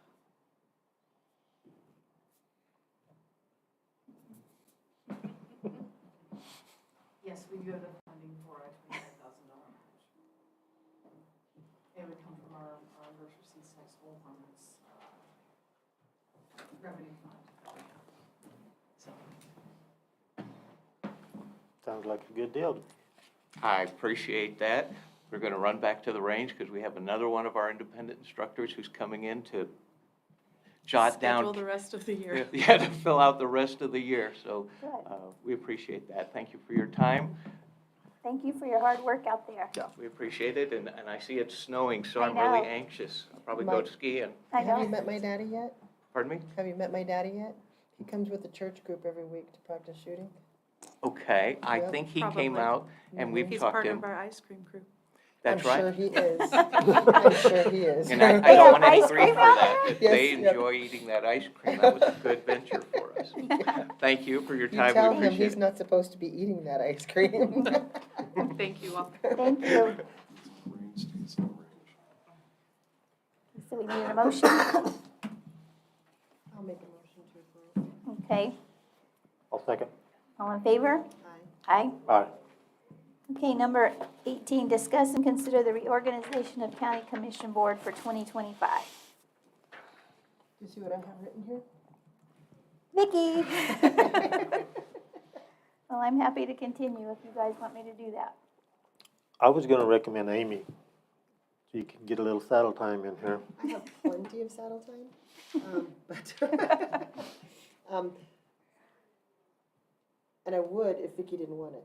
But Vicki, I think, is positioned with the county associations and NACO and all that kind of stuff, and I don't want to risk anything that you've got going on, if you think it will. I'm more than happy to support you in this role. Okay, well, I would like to take it because I think you've got a pretty full plate right now, Yeah, so, I've got plenty of saddle time. I know, she does. So, if you want to do that, I'm happy to accept it again, and we'll keep you as the Vice Chair? Sure. Okay, all right. You have a motion? Motion to accept? All right, all in favor? Aye. Aye. Okay, number 19, request approval to schedule and advertise a public hearing to satisfy state statute NMSA 1978 7-2-14-3, ordinance number 23-01, low-income taxable rebate. Commissioners, by law, you're required every January of every odd year to consider whether you want to hold the public hearing. In my 19 years, we have not done this, but if you would like to, you can certainly hold a public hearing. And we have not have ever done this, Pass this ordinance now. so. So I was trying to look into this, and it looks like if we were to create an ordinance in this, we'd actually be milling the state money for refund.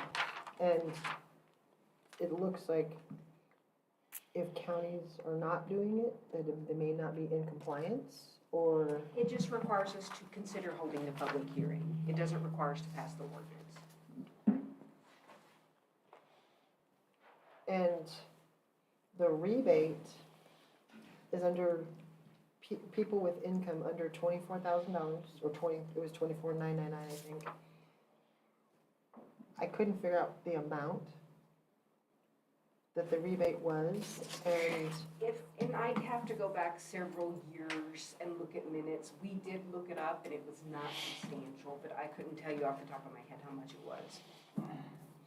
and this is people that would apply in Otero County for a property tax decrease. And it goes to the state and then it goes back to them? I'm unaware of that. Is that, I mean, why, Yeah. the state gets the rebate? I mean, I couldn't find that loophole where Yeah. the actual applicant receives anything. He's looking on the statute Yeah. right now.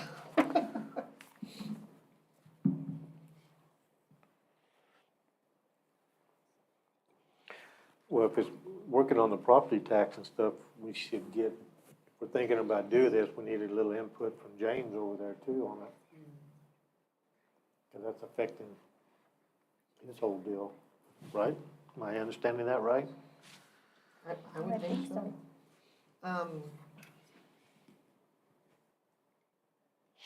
I don't think I mean, how many people with an income under $25,000 are property owners in Otero County? What would be the effect? There's probably several in Chaparral, if you want to know the truth.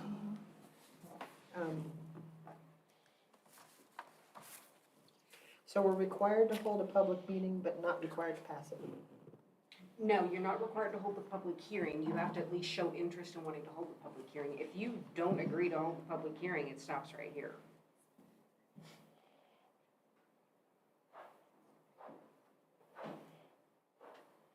You have to consider whether you're going to hold a public hearing or not.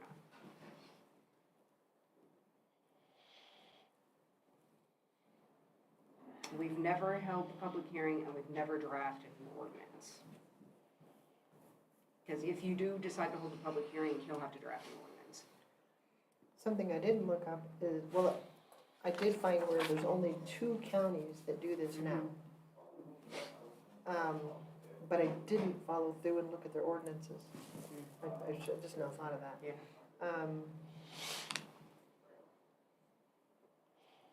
Cool. I wouldn't want to do it without knowing where the money goes, because I don't want to just send it to the state. Agree.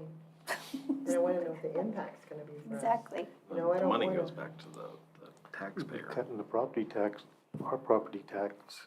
Right. What is the impact going to be for the county? What is, that's, yeah, I just don't think we have enough information.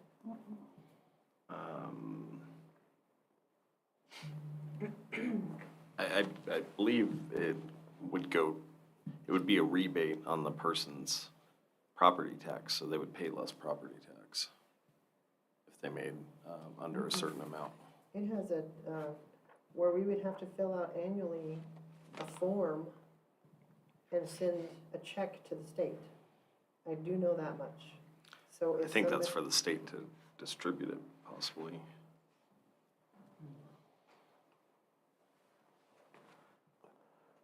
Well, who would issue the rebate? Us? I don't know. We've never delved into this. The board has always said, no, we're not interested, so I don't know those nuts and bolts.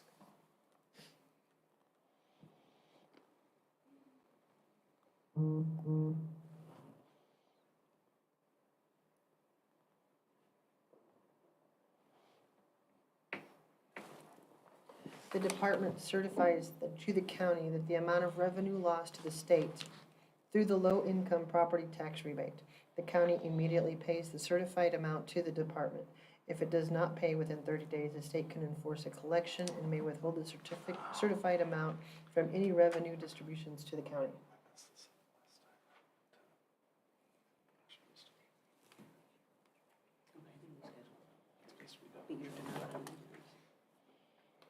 We have to decide if,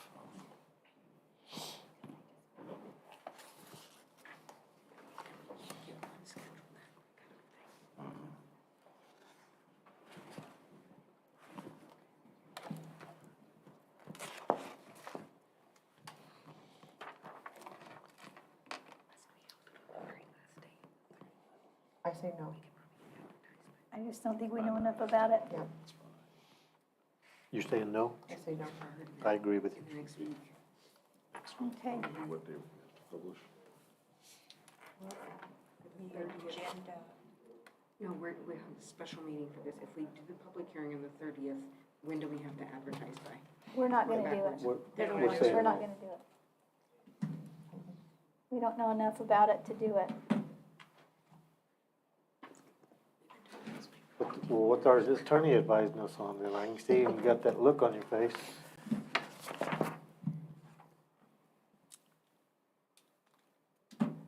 We're gonna do it the way we've done it we can do it the way we've done it for the last number of years. And we'll, in 2 years, I'm gonna set a reminder and, we'll do it a little bit different.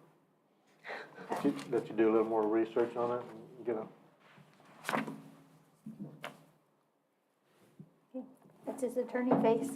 Okay. Okay, does anybody want to make a motion? I don't like making backwards motions. I know, they're I'll make a motion to request approval to schedule or advertise a public hearing to satisfy the state statute NMSA 1978 7-2-143, ordinance number 23-01, low income tax rebate. Okay, so if we don't want to do it, we're going to vote nay, not yay. So Yeah. all in favor? Right. All opposed? Oh, we got to get a second. Yeah. I'll second it. Okay. So all in favor? All opposed? Nay. Nay. There we go. Okay, number 20, request approval to schedule and advertise a public hearing for SRS Title III funds. Morning, Commissioners, Matt Clark, Emergency Services. I just want to schedule a public hearing at our next scheduled commission meeting to expend money with South Central RC&D again. And at that time, Laura will do a presentation over everything. I just need to get it on the books so we can have a public hearing. Okay. So it'll be at our next scheduled meeting? You got that? Okay. Okay. So I make a motion for the approval to schedule and advertise a public hearing for SRS Title III funds. I'll second. All in favor? Aye. Aye. Aye. Thank you. Thank you. Number 21, request approval to record and file cemetery deeds with the Otero County Clerk's Office. You got a lot of them. Yeah, 107 of I them. have questions. Okay, I'll hope I can answer.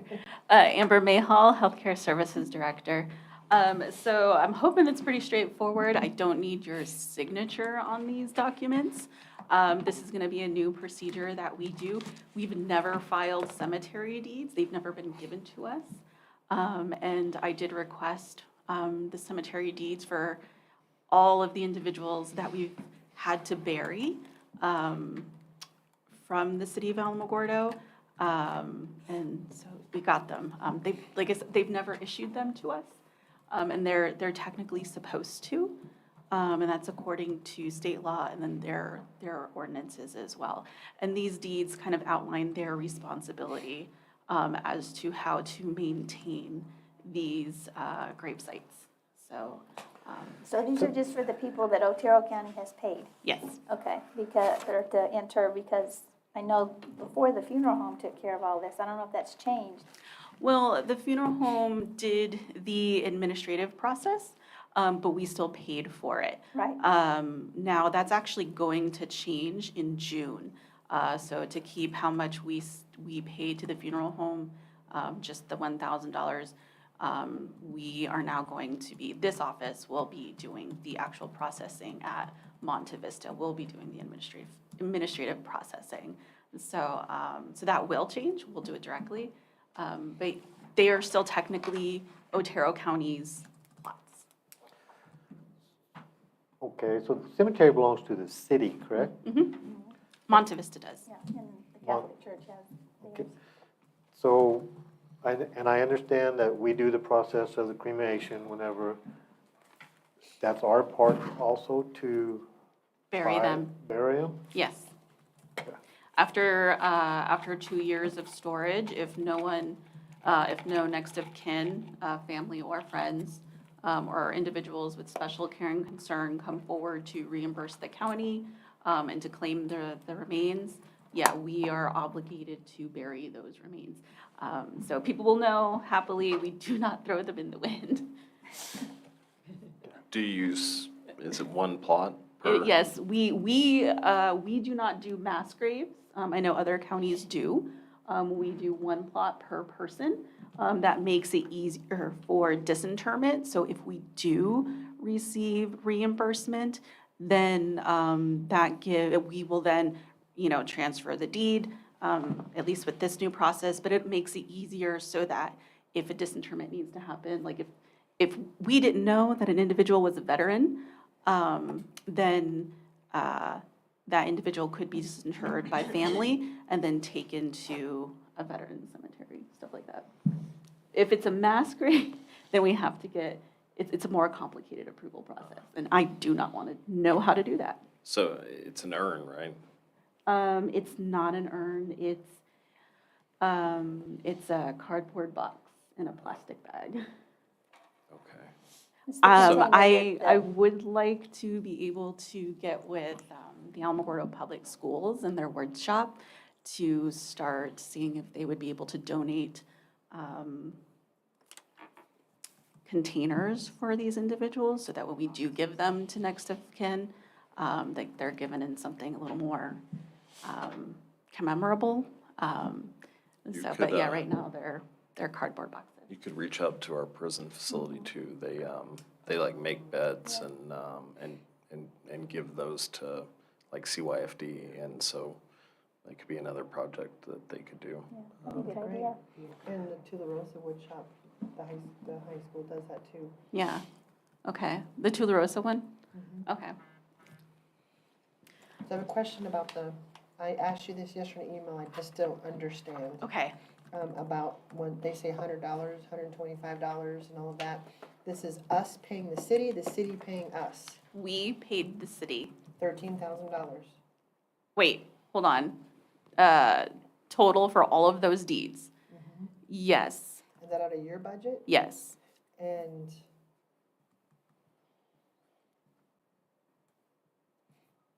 this has never been done before, but we're required by statute to do this. Is this, and I read in here somewhere that it's so that the city will take over the maintenance of it? How So, does- yeah, the deed, so for the city to operate a cemetery, they have to issue deeds, which will identify what their responsibilities will be for the care and maintenance of those plots. So this deed guarantees not only that no one else will be buried in that plot, and it will not be used for any other purpose, but yeah, there will be maintenance for those plots. So if I don't file those deeds, then technically there's no guarantee. That's why I was asking if it was one cremation per plot, because at $125 a plot, I was pondering if could put multiple in there, and do we do a marker? Yes. Okay. We do a And marker. have a marker that had a listing. It wouldn't just be for one individual. From a price perspective, could be a consideration, but we'd also need to know what you're talking about for if we have to access it. Yeah. We'd definitely want them labeled. Yeah, you definitely want them labeled, for sure. To be honest with you, I don't know if Monte Vista would do a mass grave like that. Because we're doing this at 2 years, like, we wait 2 years, and at that point, that's when we would bury Yeah. the remains. Mhm. So I don't know if we have several that are hitting that 2-year mark at a time. So, one of the things I have been considering is, so 2 years is the minimum for storage, it's not the maximum. We can certainly hold them for longer.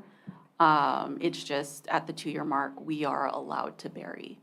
I have been considering on doing, working with our funeral home and potentially our religious community to put on a ceremony for our indigent individuals and our unclaimed individuals to give them a proper send-off. We've never done that before. I do believe Doña Anna does something like that. It's something that does happen for our veterans. Sadly, we don't actually get to go because the planning is so last minute. But we can technically bury them all at once is the point I'm getting at. But we have been traditionally purchasing one plot per person because we bury them at that 2 years traditionally, and it's usually like 1 or 2 that'll come up. A lot of the times, individuals will, a lot of the individuals that we've processed will end up receiving a reimbursement. And So where are the cremains stored until you bury them? right now, they're upstairs. They're in our storage office. We have ghosts. So come Halloween, like if you hear knocking on the doors, they're just being friendly. So, yeah, are the plots the same sizes if you're gonna use a casket for that? No, they're smaller. They're Okay. smaller. That they must be. Mhm. It's a lot different. But, we try to be respectful as possible when, we're burying individuals.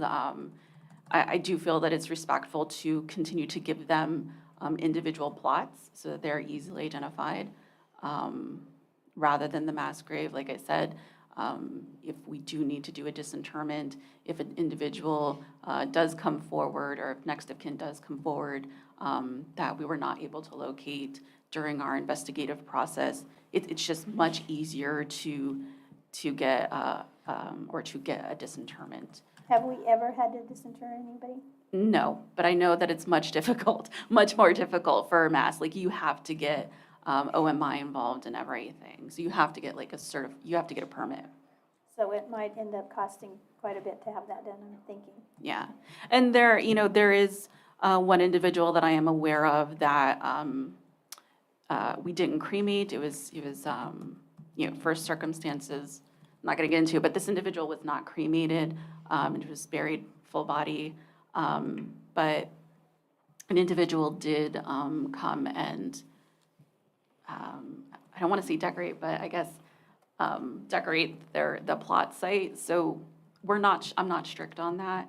But some people do end up leaving memorabilia and stuff like that at sites and stuff like that. So when a person dies, you do some research to find out if they are a veteran? If we have reason to believe they are a veteran, we do reach out to confirm that they are eligible for a full veterans service. If we don't have reason to believe, we do not, because it would probably overburden us, probably not so much us, so much as the cemetery service, the veteran cemetery service. Okay, so you're gonna keep track of all of these?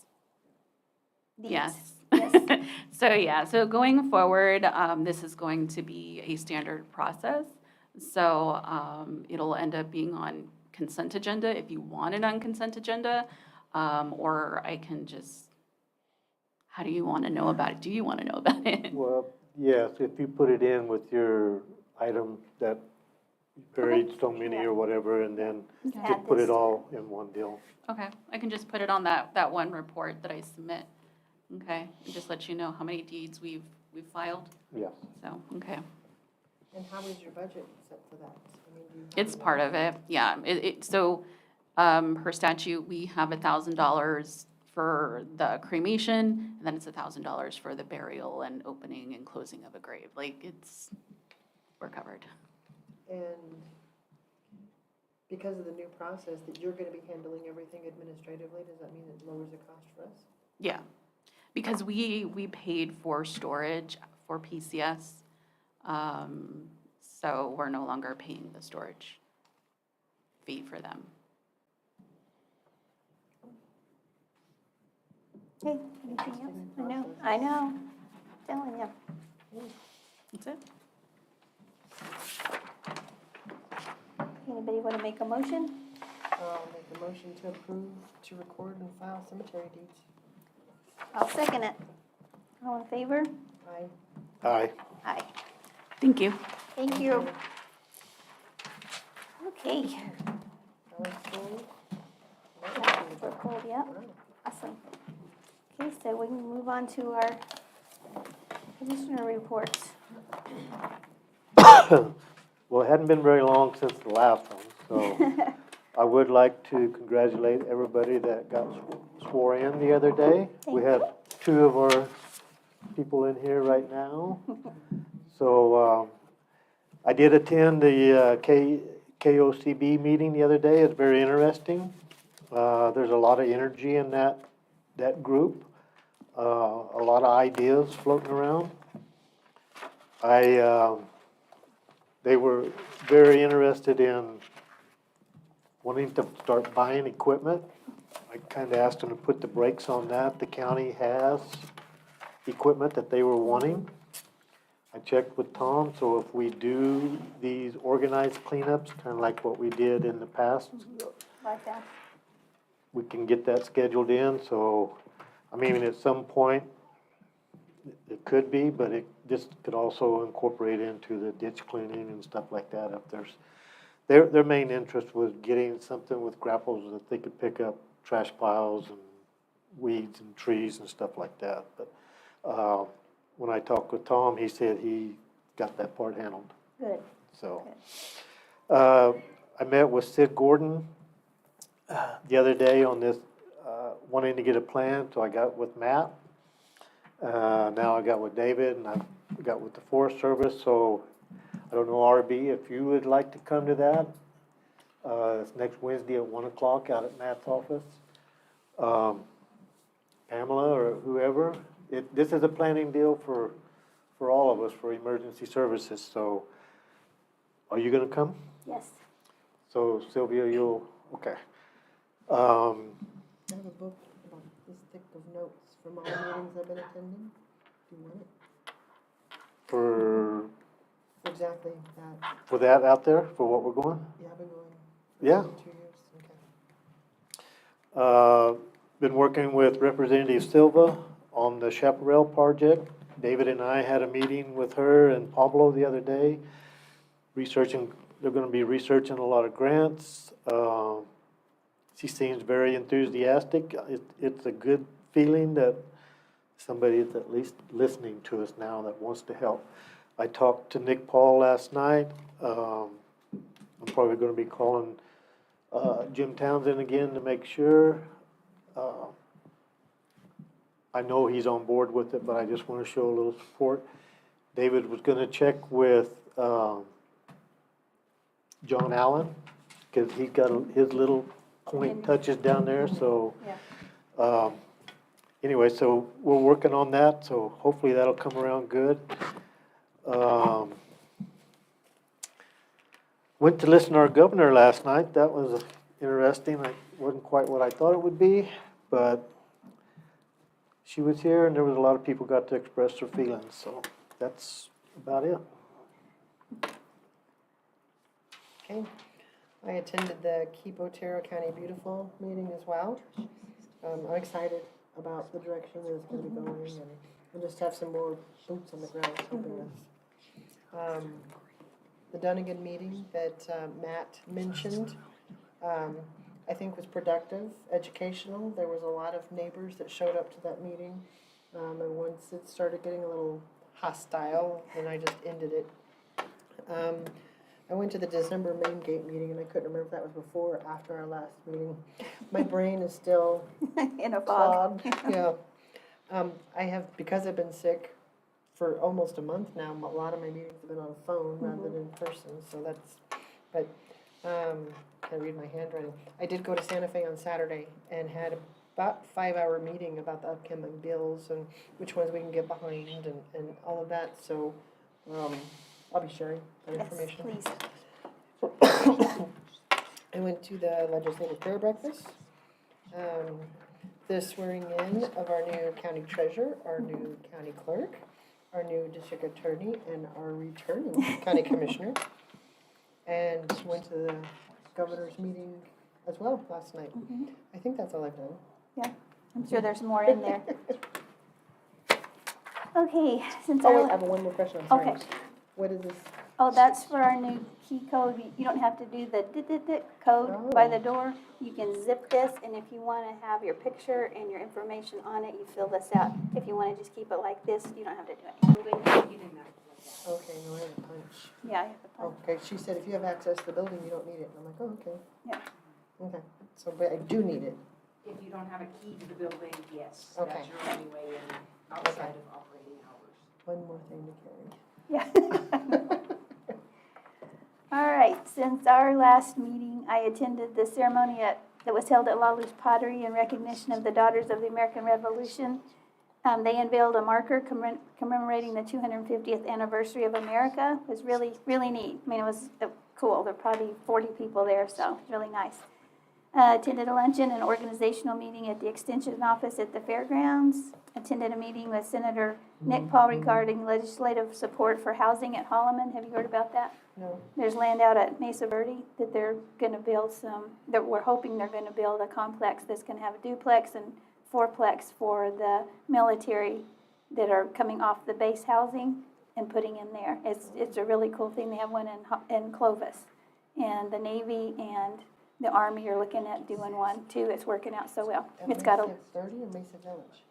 well, they said Mesa Verde. It's on the land out there. I'm not real sure where. It's pretty close to the, like where the movie theater and all that is. Yeah. So it'll be a good place. I knew about it. I just didn't know what it was called. Yeah. Got sworn in for my second term as commissioner.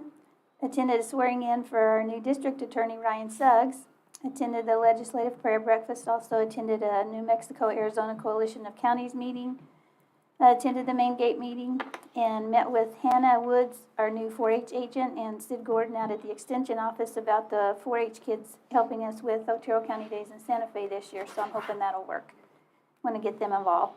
And then yesterday I did something kind of interesting. I testified at the Administrative Conference of the United States regarding the BLM's Conservation and Landscape Health Rule, and I think that went pretty good. Sheriff Black also testified for New Mexico at that. We had commissioners from Montana and Utah and sheriffs from Montana, Utah, Oregon. So I thought maybe that'll help. And attended the Tularosa Basin Historical Society board meeting yesterday and then left out and went to see the governor up at the Taste last night. And I agree with both commissioners. I think the meeting started out well, but then it kind of took a turn down to where it wasn't really what we were supposed to be there for. So that's what I've been up to. Commissioners, we had a meeting not long ago, and I've been out most of that time since, so I don't have anything to report today. Okay. Unless you have a question. I do. Yeah. We need to get a plan together for Monday. Who's going what, where, when? Has everybody got to? Right now, it's planned, I'm driving my car with Sylvia. That was the plan so far. I get really car sick, so I'd just rather drive myself. And then Amy said she would drive. And we have 2 cars amongst all of us. I think that'd be enough. Yeah, be enough. Is your wife coming? She is, so we might drive separately. Okay. Then we should have plenty of room. Yeah. So you're leaving at About 7:30? 7:40, 7:30. Okay. from here. Yeah. Okay. So we'll just meet here? Okay, all right. That'll be fun. Everybody call in their lunch? I emailed them, I told them. I didn't, but somebody did. Your assistant. Commissioners, I don't have anything to report this morning since the short period, but if you have any questions, I stand for those. I can't believe you don't have anything to report because I know you've been working. Things have happened. I Yeah. just don't know. I know. Have you had any luck on the announcement for hiring another attorney, assistant, whatever you want to I classify think the that? last time I asked was last week and no one had applied. I don't know. So what are we gonna do? It's crazy. I All know. we can do is wait and hope somebody finally applies. Is our little board in your room getting checked off? One item I got done. Some of those things aren't even yet, like the Flickinger Center lease agreement. That's not completed yet because we haven't even done the RFP yet. Those are projects on the board that are pending, either awaiting final completion or awaiting somebody else's office to complete for me. They're things I'm keeping an eye on. There's a few things on there for RB to take care of, the ordinance is getting those recorded, so. Well, I was kinda thinking about the contracts, like with Flickinger and some of the Yeah, ones that, Flickinger isn't going out to RFP until I think in a week. Otero, let's see, High Roll Senior Center, you approved that one today. Otero Arts is not closed yet. So they're in the works. But weed. Weed? You'd have to ask him on weed. Eric's getting a quote on the roof right now. So Eric's getting a quote on the roof, and as soon as we have that, we'll be bringing that to you. And then we're still trying to find some funding sources to make it, possibly an emergency evacuation center, something that can fund the costs that are needed to either fix it, upgrade it, or tear it down. this is the lower building? It's both of them. Oh, both of them? Well, and mainly the lower one, but both need things. Pamela and I just discussed one possible grant, but we'll need to do an assessment of the demographics to see if it qualifies. And then, we have some other things that are in the chute that if those happen, we could possibly have some funding to do some things, so. Either one of those buildings in the historic? They're No. not registered, And thankfully, because one, that would be a lot of yeah, work. one could be, but I don't know if that would be beneficial. So the renewal of that lease is all pending on the emergency evacuation point or not? Not fully, but I would like to have more info on those things before we move forward. They're just in a month-to-month right now, I and know they're, you're they're, working on the roof and important stuff, but I really want to put a playground up there. Put a what? A playground. It's falling apart. I didn't hear what you said. A playground. Oh, the Yeah, playground, the swings okay. and stuff. I mean, they have on the swing set, they have two of their legs that are folding in and. Pablo applied for at least one grant and we didn't get it. Didn't get it, he was gonna apply for another, and they had found some that they could apply for, under their designation as a 501c3, and so, I'll check with Pablo and, Okay, the slide is bent, is my understanding. Yeah, the It's slide's certain crazy. It'll buck you weights. off if you Yeah, try to go certain down. weights. It will. You I've just tried it. skip the down landing and just land on the side. Yeah, it's kind of dangerous. it's building character. Yeah, yeah. If it It was does. down here in Alamogordo, they would already have condemned it. Yeah, for real. We have lucky they're tougher up there. Mountain kids. We need, if we put new playground furniture in it, we need to fence that off because some of that damage, I think, is from the horses and stuff in there too. I think it's from Build a cars. horse playground too. Cars back in there. Yeah. Yeah. Okay, anything else? All right, with that, we're adjourned. Thank you, everyone.